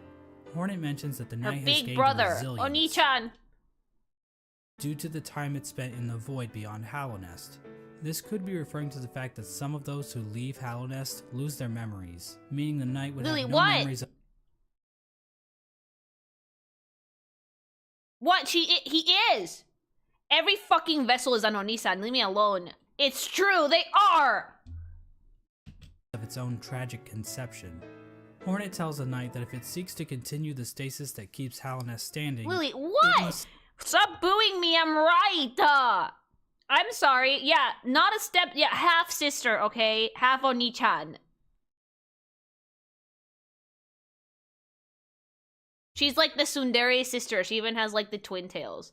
This woman, you know what the worst part is? Dipshits, I never made any joke that was sexual. Y'all just did that yourselves. You self-reported. You thought about the wincest. I was just making an Oni-chan joke. It had nothing to do with sex. You did this to yourselves, you ingrates. You did this to yourself. I was just saying, he is an older brother. What about it? And like, immediately chat. Like, why were you guys... Get your minds out of the gutter, things. Get your minds out of the gutter, things. I played my fucking trap card beautifully and y'all fell for it, dipshits. I love you. Seek the Graven Ash, which is referring to the Kingdom's Edge. Weren't you calling her wife wifey before finding out she was your sister? I'm sorry. She's not related to me. She's related to the Hollow Knight. I call her wife because mine. Lily, not the Knight. Mine. Am I not allowed to gay out for the fucking spider thing? When Hornet sees the Knight as a possible replacement for the Hollow Knight. Basically, the Knight could break the seals that keep the Hollow Knight locked away, defeat the Hollow Knight, and contain the infection itself. Yep. It's at this point that I should mention that Hollow Knight actually has 5 different endings. Because of course— The Zelda one. I'm going to be explaining each of these endings in this video. Of which I've only gotten 2 and I know of 3. To give us a different glimpse into the mechanics of Hollow Knight's world. Now, to get the easiest ending to Hollow Knight, Hornet's instructions to go to the Kingdom's Edge can be ignored completely. If the Knight stumbles upon the resting grounds, the 3 dreamers will appear and cast the Knight into the Dream Realm. There, Seer will come to the Knight's rescue and grant it the Dream Nail, a special blade that can tear the veil between the real world and the dream world. Which is what we need for the good ending. The Knight can venture to the resting places of the 3 dreamers, curb stomp their asses, and unlock the entrance to the Black Egg. You deadass curb stomp them, they don't fight you. They do not fight you. The Knight finds the Hollow Knight chained up, silently watching over it. Once the chains are broken, the Hollow Knight screams with that familiar Radiance roar and pursues the Knight. As the fight progresses, the Hollow Knight starts trying to kill itself, well, yeah, Turtle style. But then the Radiance starts using the Hollow Knight's body to perform her own attacks. Ew. Once defeated, the Hollow Knight begins to spew infection all over the place. The Knight can then focus the infection into itself. This we can save the kingdom at a price. Game, called Hollow Knight. In this ending, the Knight usurps the Hollow Knight, prolonging the stasis over Hallownest. New chains and bindings appear out of fuck if I know, and contain the Knight, and a new seal is placed over the entrance to the Black Egg. Now there is one giant question looming over and he's the perfect vessel. Can the Knight actually contain the infection indefinitely? I would say will so. The Radiant still manage to break free one day? Before we answer this question, let's look at some of the other events that can transpire while playing the game. That's the worst ending? If the player chooses to go to Kingdom's Edge, Hornet will challenge the Knight one last time as a final test of strength. After her defeat, Hornet allows the Knight to access the cast-off shell, where the Pale King was originally hatched. The worst ending is the sealed siblings, I think. By interacting with this egg, the Knight's shell is marked with the King's brand, technically making the Knight the new ruler of Hallownest. Yeah, we become the King and the Hollow Knight at the same time, which is really interesting. With the King's brand, the Knight can now open the entrance to the Abyss and discover the place of its birth. When leaving the Abyss, the Knight can encounter Hornet again. Look how cute she is. For the first time, Hornet suggests that there are actually 2 outcomes the Knight can enact. She tells the Knight that it can either prolong Hallownest stasis or face the heart of the kingdom's infection. We did kill it. Within the Knight, Hornet sees a chance for change. Instead of just replacing the Hollow Knight, Hornet believes that it may be possible to get rid of the infection completely by using the void inside of the Knight. After visiting the Abyss and obtaining the Shade Cloak, the knight is capable of reaching the White Lady, hidden away in the Queen's gardens. The White Lady tells the knight that she has been awaiting a vessel to accept a gift, that gift being one half of a charm called the King's Soul, which she claims will give the knight. And then to get the other half, you have to go through hell. Power. The White Lady goes on to explain that she can feel the weakening of the Hollow Knight within her roots. She tells the knight that it is free of the blemishes that made the Hollow Knight a flawed vessel. From this dialogue, it is implied that the knight truly is a pure vessel, capable of continuing. Well, yeah, because he was never shown any emotion. He was just by himself all the way up till now. Like, no one ever, like, showed him any kindness or familial love, nothing. He was just existing to kick ass, that's it. Successfully. But it's not quite that simple, so we're gonna have to dig a bit deeper into this. Basically, we're gonna need to answer a simple question. Look at his little feet. What exactly does it mean to be a Hollow Knight? Despite the White Lady's words, we have a number of instances where the characters and item descriptions mention that the knight has a will, and maybe even a mind. But from the Pale King's dialogue when describing the Hollow Knight, it is stated that a pure vessel has no mind or will. It's just an empty. So is the White Lady wrong? Or maybe even lying? Her eyes have been clouded by time, and she can be tricked into thinking that Ogrim is in the room when the knight is wearing the Defender's Crest charm. Oh, right, you can be stinky. She also thinks that Dryia is still alive, which, Dead! So maybe the White Lady is just senile. My problem with that theory is that the White Lady states that the vessels stand out to her clearly in a misted world, due to them being her spawn. She also questions whether or not the knight sought her aid, which would imply that the knight must have some kind of will. So for whatever reason, the White Lady thinks the knight is still capable of containing the radiance, even if it's still able to make decisions. After all, the Hollow Knight was considered pure, but they still taught it how to wield a fucking sword. So fucking pretty. I mean, if the knight were truly and completely hollow in a literal sense, it probably shouldn't even be able to walk, or draw a map, or open a goddamn bank account. Don't open bank accounts, it's a scam! It needed to be alive at least up to a point, because otherwise it would not have been able to fight the Radiance. It just didn't need to be attached to anything, I think. Like the Avatar. In short, this whole concept of being hollow is so abstract and hard to define, I don't really feel comfortable giving a solid answer on whether or not the knight is or isn't truly hollow. And I think the game leaves room open for other interpretations. I would say he is. Of course, the White Lady's gift is useless without the other half of the King's Soul.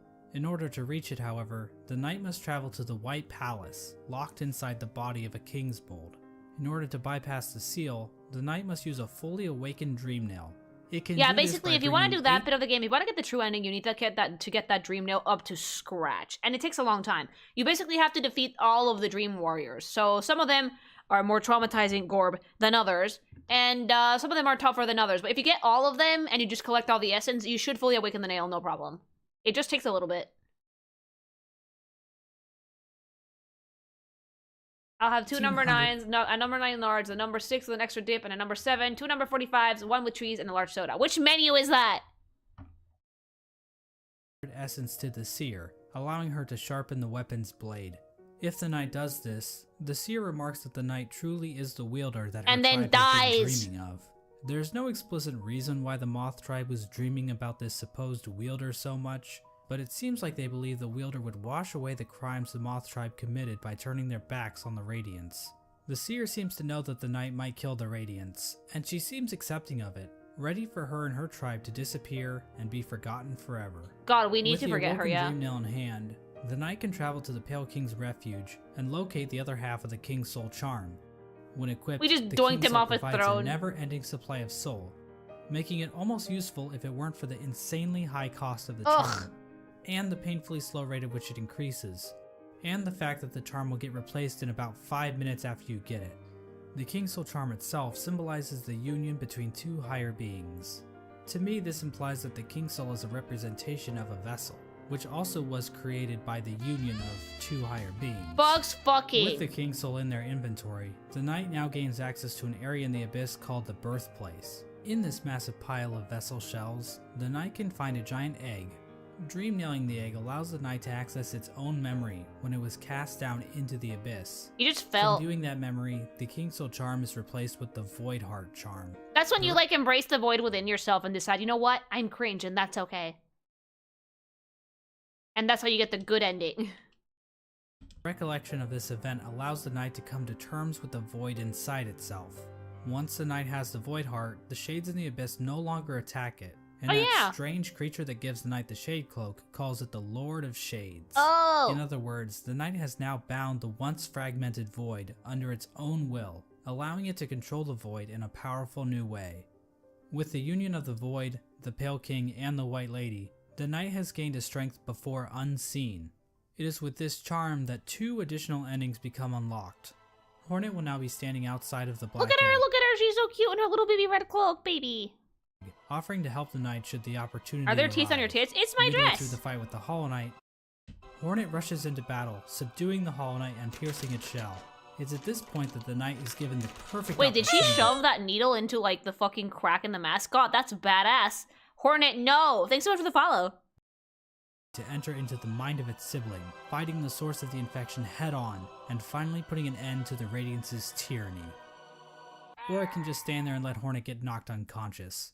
If the knight finishes off the Hollow Knight as usual, Hornet the sealed dies. sibling ending occurs. Basically, it's the same as the Hollow Knight ending, but now Hornet is in the room too, and her face appears on the door of the Black Egg. Yep, dreamer. It's not clear what exactly this means for Hallownest. This might imply that Hornet is now a dreamer, but she's inside the temple, meaning that no one can actually get in there to kill her should the knight ever start leaking infection. They just At the doomed same everybody. time, Hornet mentions that the bindings of the Black Egg would drain her, so she's probably just going to die anyway, right? Generally, people consider this to be one of the worst It is the endings. worst ending in the game. Like, you lose your sister, she's trapped in there with you, and then you're both dead.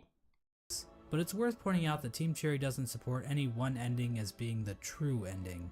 Each ending is canonical in its own right. Well, yeah, because if you And say that one of honestly, them is canon, everybody's gonna try and get that one. This ending isn't the worst.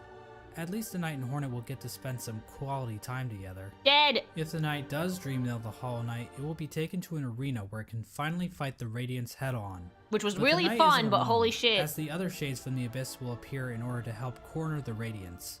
Eventually, the Radiance gets trapped in the tendrils of the Void. The Knight bitch slaps her a couple times. Yeah, you and do. then the Radiance is consumed into the darkness. The Black Egg then appears to turn to shadows and the Void seeps down into the ground. Hornet awakens to find the Knight's broken shell lying on the Because he floor. died! It made me so sad. He died. Poor baby. We get one final shot of the Shades in the Abyss going to rest, and the game is over. Poor babies. This ending is called the Dream No More ending. The Radiance is gone, and Hallownest is finally free from her infection.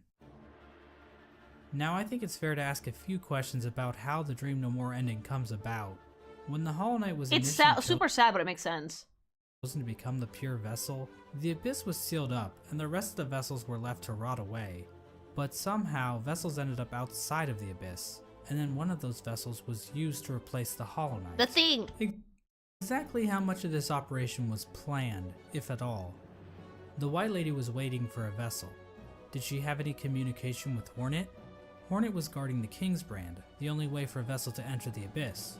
How did she know it was necessary to guard the King's Brand from weaker vessels? Probably the queen told her. Hell, if the vessels did escape the Abyss by themselves, wouldn't it be pointless to guard the King's Brand, since the vessels could just creep back into the Abyss the same way?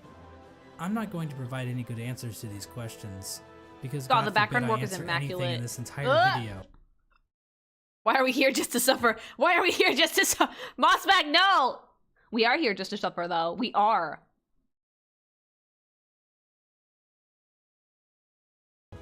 But I do want to point out that no plans to actually produce the Dream No More ending are explicitly stated in-game. Yeah, I don't think the king knew So about we the can dream only nail. speculate as to whether or not the White Lady or Hornet, or maybe even the Pale King, knew that they could defeat the Radiance by creating a Lord of Shades. Yeah, they had no like idea. The Knight.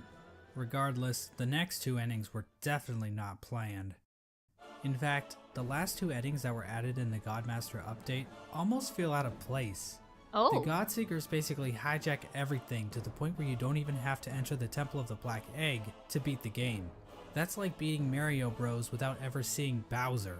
But on the other hand, the Godmaster endings basically reinforce that Hallownest does not exist in a vacuum, which can help the world of Hollow Knight feel more real, because what else is reality but just a bunch of random chaotic stuff happening all the time? If the knight finds the Godseeker in the junk pit, it will be able to enter her mind and refight. And she gets all really the mad at bosses you. in She the gets game. really, really mad at you. This is part of the Godseeker's ritual. They basically attune to the resonance of gods through ritual combat. This allows them to ascend their minds higher, and eventually, through the use of godly focus, She achieve calls you cringe, yeah. communication with the gods sleeping in Hallinest's heart, Ugh. the Radiance. Now I know what you're thinking. That's a pretty convoluted little religious practice they have going on here. What's next? Are they gonna start measuring the knight's Theon levels? It's pretty complicated, but the point is, these Godseekers have some serious capabilities to fuck things up in Hallinnest, as we're about to see. As the knight makes it further and further through the 4 pantheons, the Godseekers get closer and closer to making contact with the Radiance, locked away inside the Hollow Knight. At the end of the 4th pantheon, the Radiance makes herself aware in this strange reunion cutscene between the vessels. All of the But she isn't vessels. the only one to Jeez. make an appearance. The Void itself appears to go on the attack, rising up to meet the Radiance's call. It's at this point that the final challenge, the Pantheon of Hallinnest, becomes available. Christ the on a Godseeker bike. finally acknowledges the knight as being more than just a simple cringer, and they begin to watch the knight more intently. After defeating like a bazillion bosses in the final Pantheon. Is the final knight- pantheon everybody? God, how would you survive that? My PTSD. No wonder some of you guys have like 100+ hour playthroughs. God! Gigantic boss rush. I'm gonna do it. I have to prove my friend wrong. I have to prove that I could do it. I'm doing it! It finally comes face to face with the Absolute Radiance, a stronger, more enhanced version of the game's final boss. Oh, goody. Finally, the stage is set. After roughly 40 minutes of intense agony and tedious boss battles, the knight has finally reached 40 the ultimate minutes. enemy responsible for the destruction of Hallinnest. 40 Truly, minutes. This will be a battle for the ages. But first, let's check in on our old pal Menderbug. As it turns out, he's still alive when the knight arrives in Hallinnest, and he's still fulfilling his duty after all It's this at least time. 40. Oh, Let's God. take one last look at his diary. Hundreds of hours, My lovely chat. diary. Someone's gone and broke my favorite sign. Right there at the top of the crossroads. Keeps happening too. But you know... Wait, I just recognize can't that voice. Vadi, what the fuck are you doing here? That's Vadi Vidya. What the hell are you doing here? be mad about it. I should mean, be Mossbag thinking, really is the Vadi of Hollow Knight. What the fuck is Vadi? Yeah, that is Vadi. I recognize that voice. Vadi, what the fuck are you doing in there? them, really. More chances to fix that beautiful, complex sign. Vadi. And I've stocked up on spare parts, so I've no fear. It'll Okay, Vadi Vidya is the guy that makes, like, that puts together all of the Souls games lore videos. All of them. He's insane. Meow. Unfortunately, the only way to ever read the Menderbug's diary is to kill him in cold blood. I'm not sure why Team Cherry thought this was necessary, 'Cause they like to but make people the cry. general consensus on Reddit is that they are bloodthirsty warmongers, so it checks out.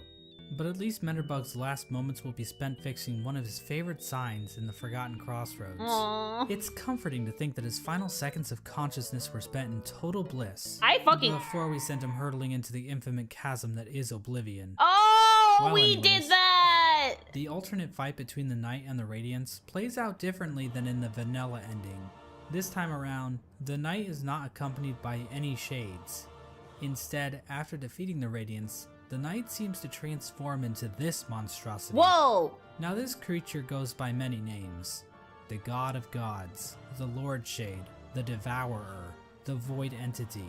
But I don't really like any of those, so I will just call him Bill. Bill proceeds to completely annihilate the Radiance in spectacular fashion. We are then treated to the Embrace the Void ending. Bill comes back down from the sky, dropping into the rest of Godhome. The Godseeker starts to get pulled into Bill by Void tendrils. We then cut to the Godseeker in the junk pit. Void starts leaking out of her eyes. Ew! And it appears as though Bill is making an escape back into the Bill, real you mean the world, Knight. which is probably a bad thing? Finally, we see Hornet standing outside of the Black Egg as the infection begins to disappear from nearby vines. Hornet hears footsteps coming from inside the Black Egg as the Hollow Knight reveals itself to her and the two prepare for combat. Oh, he's still So alive! from this cutscene, we can see that the Radiance's death in Godhome actually did kill her for real, meaning that the infection over Hallinnest is now gone. This means the seals inside of the black egg probably wore off, allowing the Hollow Knight to escape its prison. And that means that he had no more radiance in the him. Void ending is a goddamn cliffhanger, and we have no idea how Team Cherry plans to follow this up. The Hollow Knight is running loose in Hallownest, and the Knight has transformed into a raging gross void god monster thing that might try to destroy the entire kingdom. Oh, please let that be the plot of Silk Song. Please let that be that we have to beat Bill. That's what's left of it. What's even more strange about this ending is that the announced sequel, Hollow Knight Silk Song, doesn't seem to be related to this ending at all. Well, no. But that's a whole different shit show. Obviously, the biggest mystery surrounding this ending is the appearance of Bill. Did this creature exist in the void already? Probably. Or was it somehow willed into existence by the power of the Godseekers? Did the Knight turn into this thing, or did it just become a part of it? Examining a statue of this creature and other forms of the Knight grant the player a Hunter's Journal entry for an ancient artifact called the Void Idol, which might imply this creature inspired or mad, those ancient bugs that devoted their worship to no lord or power or strength, but to the very darkness itself. Hater! Worshipped by the ancient civilization. But again, that's pure speculation. We don't know what this worship of Void exactly looked like. Maybe the Void they worshipped took the form of something more sinister. Like a clown. There is one thing we know about this monster though. It's weak to flowers. Yes, these things. As it turns out, those delicate flowers that Zamir has stockpiled up her ass are actually useful for something. Basically, you become something more powerful than the Radiance, replacing the infection with Void. Is that better, though? That doesn't seem like a better outcome. Strange power that even deters the White Lady from touching one. The Godseeker, however, is dumb enough to accept a flower from the Knight. Oh! So if you bring her one, it just kills it. Does this, instead of Void being released out into the world, this flower pulls a no you, and the Godseeker and Void disappear into thin air. The flower itself is described as giving off a pale light, which appears to connect it to the pale beings. Like I said before, pale beings appear to be some form of top-tier gods. As of right now, we are only aware of two, the Pale King and the White Lady. But the fact that Zamir brought these pale flowers from a faraway land implies that there are definitely more of them out there. Another small hint of the existence of pale beings are the pale ore items that can be found all over Hallownest. Oh yeah, the thing that makes the nail the tits. These come from the Pale King, or possibly some other pale being. And what exactly are they? Are they poop?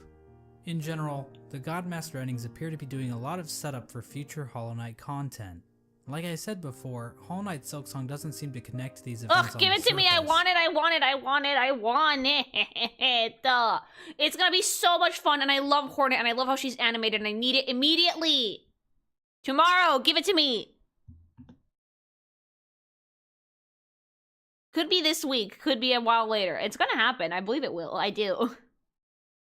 So we are in a bit of a bind when trying to discuss what these endings actually mean for the greater narrative Team Cherry is building. There's definitely a lot more to consider about what the pale beings are and what properties they possess. I love that we can just bring that thing of flower and be like, here you go, and then it just disappears. And we also have plenty of questions surrounding the Void and how bugs have interacted with it in the past. It almost feels like we are looking through a keyhole, trying to grasp onto the totality of Team Cherry's creation. How powerful are creatures like Bill and the worms? Where did things like the Void even come from to begin with? How much bigger I can is tell you what the Void is. It's fucking oil. It's fucking liquefied dinosaur bones. It's just tar, given personality. World beyond Hallownest is that shit kills bugs. Stuff? But of course, that's the appeal of a game like Hollow Knight. Having all of the answers to every question would just ruin the mystery of the world. Plus, if we didn't have questions like this to waste our time on, then what else would we be doing with our lives? Hoping for Silksong. Go outside? Ugh. Cry about it. So this video comes to an end. Now I know the average attention span of a YouTube viewer is 9 minutes. Oh, me. That's why I pause a lot so I can talk about it. Takeaways. 1. Hollow Knight is a game about bugs.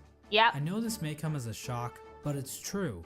Watch the video again, and this time, pay attention. You'll notice right away, I promise. 2.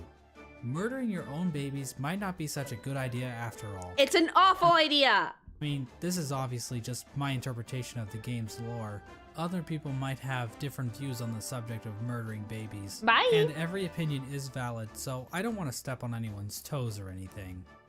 3. Menderbug is fucking dead. Yeah, we killed it. 4.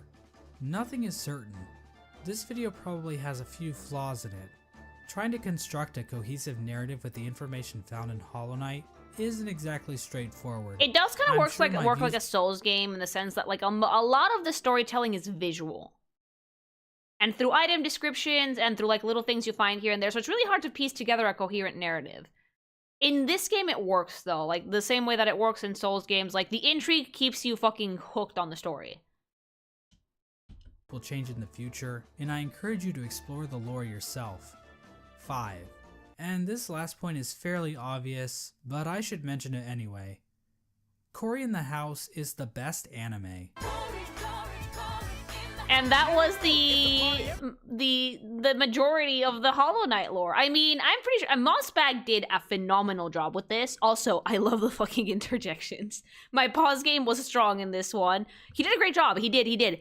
And, like, there's a lot of stuff that he cleared up for me, definitely. There's still a lot we don't know about it, though. Like, we're gonna have to, like, fucking wait for Silksong or if Team Cherry deigns to tell us. Either way, though, as far as lore videos go, like, the fact that he had Vadi on there for a little bit, it means that, like, he's on the same level of insane research chat. Making a video like that takes a really, really long time because you have to, like, go in and play the game, like, 50 times and read everything and lick every wall and, like, find everything, right? So, like, I am genuinely impressed by Mossbag's dedication to this. Not to mention, the video was pretty funny. Like, I like his sense of humor. I think for the most part, if you don't want to play Hollow Knight, but you're interested in the story, this is probably the place where you should go. If you haven't watched this video and you want to watch it for yourself without me pausing and yapping, by all means, go check out Mossbag's channel. Like, it was a great watch. It was really, really fun. All in all, though, I definitely want more Hollow Knight in my future. I'm gonna try and 112% it. Not with you people, because we have other things to stream.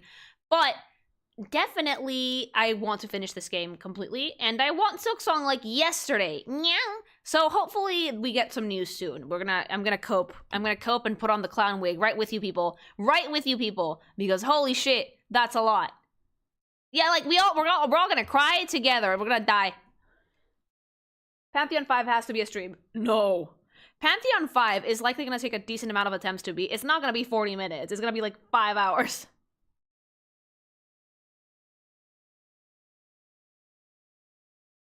Lily, if you get a PS Plus for like a year, it's like a yearly fee for like 60 for WoWs. Will you try to co-op like with your other PS games? I don't know. Maybe like I might do it. I might not do it. Like the main thing I want to do with WoWs right now is find a way to get the outfits so I can look at them.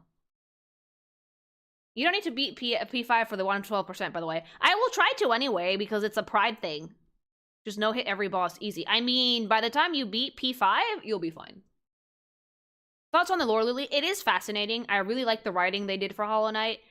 I get why they're like, every ending is canon, we don't care, because like otherwise no one would go for the other endings. But yeah, like for the most part, I like the storytelling. You guys know that I like FromSoft games, I like Souls games, so show don't tell narratives don't bother me at all. In fact, it makes me itchy for more information, so I really did like this. I think that Mossbag did a pretty good job putting everything together, because it's a lot of information. It really is. And for something as simple as an insect, they did a great job. They really did. The Pantheon is going to be several streams. Yeah, the Pantheon I think will take me 5 to 6 hours. If I'm playing at my best, which is usually not with an audience, fun fact.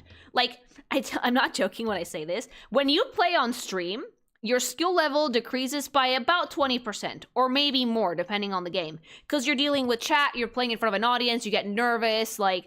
The reason why I never really get mad when I die while playing games on stream is because I know I'm not playing super optimally, because I have an audience and I'm talking to my audience. But if I'm playing by myself, it's usually quicker. I sent you more curse points. Why? Yeah, I'm too busy talking and looking at chat, and that's why I die a lot. But no shame in that, honestly. Gotta lock in. I do. No, I do. Like, and again, I learned from the best, although I don't know which one of us plays more like an animal. Like, I feel like hubby plays like a refined animal, and I play like an absolute dipshit, but who knows? Because, like, our friends and, like, my husband's friends that have known him since he was a kid, they were like, no, Lily, he's always been like this.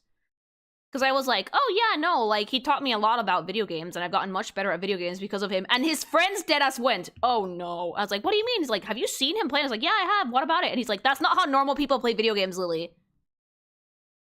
So, like, if you guys think I'm bad, you should react to the Monster Hunter size comparison video. Boonga Boonga with 1 point in it, in int. No, I think for the most part, his builds have been pretty balanced. Like, in Elden Ring, he used a similar build to mine. I think he actually did use the bleed aspects to it. I'm not sure, because he didn't let me watch. He was like, you're beating this shit on stream. I'm not letting you watch because you're gonna get spoiled. So he shooed me out. Especially for the DLC, I got shooed out. Like, but for the most part, when I watch him play video games, it's usually like an exercise in, what the fuck are you doing? But he gets the job done.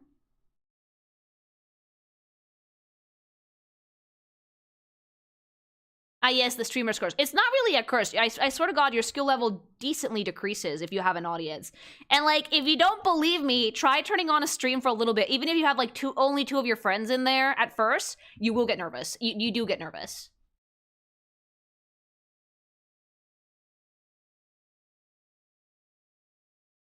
Play Split Fiction so we can see. I'm not really feeling that one right now. Like, there's a lot of stuff I want to play before I play Split Fiction. Like, we're going to play Berserker Kazan soon. I have to go get my copy. And we're gonna do Monster Hunter. We're gonna go back to Monster Hunter Wilds. And for what's gonna come after Yakuza, that's a good question. Might be another older game. Might be South of Midnight because it's coming out relatively soon. How would you rate Diana from Genshin in your cat girl scale? She's a cat girl. I would consider her a cat girl. Yeah. GTA 5. Oh, I need it. I do need to play GTA at some point. We need to play GTA 5. We need to play Xenoblade. We need to play Pokemon Gen 3. There's a lot of stuff.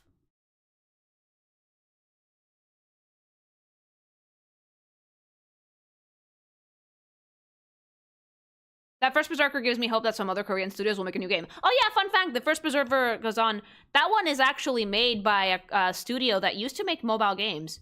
More and more we're seeing mobile game studios actually make video games. And from what I've heard about Berserker, it's actually pretty decent. Like, Shift Up made Stellar Blade, and then Game Science made Wukong, and now we have Berserker, like, and also Cygames made Grand Blue Relink. I have high hopes. I do. I have high hopes that a lot of developers want to break free from the mobile game curse. I do. I already finished Vivian and Hugo's story. Tomorrow marks 1 year of Lily Goth. Happy stream anniversary. Oh my god, you're right! Oh right, my debut was like a year ago. God damn. Time flies, huh? You're right. See, I've been so busy this month, I didn't even notice. You need to do something for that. Unfortunately, I don't have time. I would love to, but I don't have time. Thanks to Gorb, any extra time I could have used for, like, any Lily Goth anything was completely put into comic work. In fact, I have to go back to work as soon as the stream is over. Because otherwise I'm not going to finish, because it's due tomorrow. But we'll figure it out. We'll do it. Fucking Gorb, yeah, I know. Like, I wasn't planning on doing anything special. Maybe, like, a stream to, like, shoot the shit, just chatting or something. But we're just gonna, what the hell are we doing on Mondays? We're just gonna play probably Berserker. I'm gonna play as a beautiful man. Thanks so much for the follow. I'm just gonna play a Souls game about a beautiful man who's been fucking forsaken by the gods or something. I don't know. I need to know the plot, but we're doing it. There's Ender Magnolia, and Doll's Nest is coming out next month. Hell Is Us may be pure melee combat against monsters in a fictional country, but it's in the immediate aftermath of a brutal civil war in the country. I think I might also go for South of Midnight because I like the art style for it. Gorb still wins after all. Not really, no, because you guys are still getting a comic tomorrow. You will get a comic tomorrow even if I don't have to sleep. I don't care. Thanks so much for the follow. Like, I have not been late to posting comics. Not once in fucking 5 or 6 years at this point that I'm not about to start now.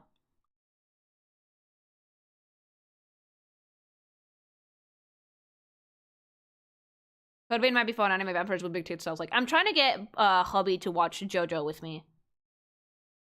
I am. Like, I already saw, like, all the way up to, like, the start of Stardust Crusaders, but I'm like, we need to. Because at the very least, like, the second arc is the tits. The Pillarman arc is the tits, and I need him to do it. I need him to watch it because it's great.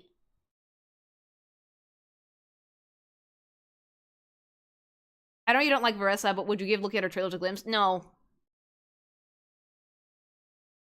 I'm sorry, I don't wanna.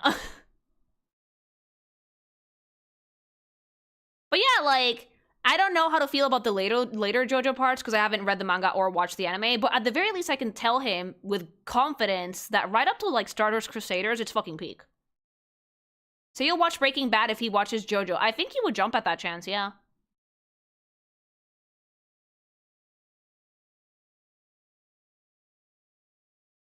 I was like, look. Is it a shonen? Yes. Is it men built like brick shit houses? Yes, but it's fun as fuck. Like, at the very least, right up until we start using stands, it has a fairly interesting fucking power system that almost reminds me of Nen in Hunter x Hunter. People who watch part 2 say that part 2 is the best. Part 2 is the best. Genuinely, it's the best. There's a lot of wild shit in that one, though. Yeah, Hamon is a great fucking system. And then the stand arrow came in and fucked up everything. But, like, I liked Hamon. I thought it was a great power system for JoJo. It was fun as fuck. Yeah, my favorite is part 2. Would you play a turn-based Metroidvania? Maybe.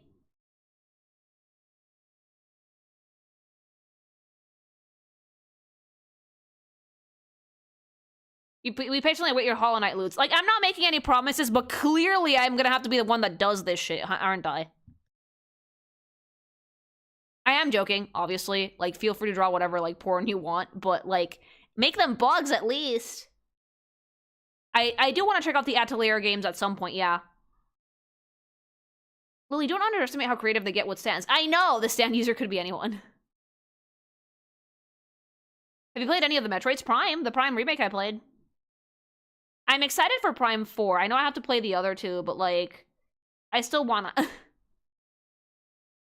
Have you played Undertale? Of course I've played Undertale. That game rewired my brain chemistry. I still have it in my Steam. Somewhere.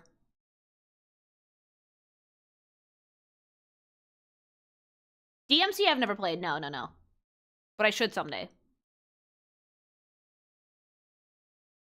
Which path did you take in Undertale? I beat the normal ending and tried for Pacifist, but I didn't finish that one. Could never do Genocide. It made me sad.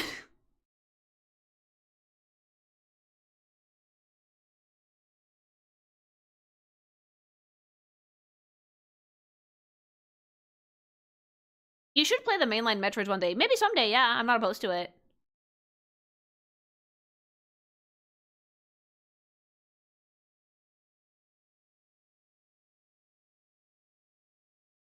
Could you stream Undertale someday? I don't know because I already beat it, but maybe if I actually hunker down so I can beat true pacifist mode, maybe someday. Yeah, if you do Genocide, it fucks up your save file. One of my friends learned that the hard way, and they told me, and I was like, oh, I'm never doing it then. Deltarune I would stream, probably. Yeah. I did Genocide, and honestly, the only reason to do it is the only reason to do the Genocide ending is because there's some really cool fights in it. The coolest fights in the game are in the Genocide route, but, like, they're also the hardest fights in the game. Like, Undine the Undying and Sans are, like, the two reasons to do Genocide run. You didn't do True Pacifist? I did Normal. I started Pacifist, but I didn't finish it. Let's just say that Flowey fucking broke my spirit. Do not stream Undertale, the community is notorious for backseating. I'm streaming Monster Hunter. I think I can handle it. Alright, things. I think I'm gonna leave you guys at that for today, but I will see you tomorrow. Hopefully we get to play a game about a sexy man doing sexy man things like revenge. And yeah.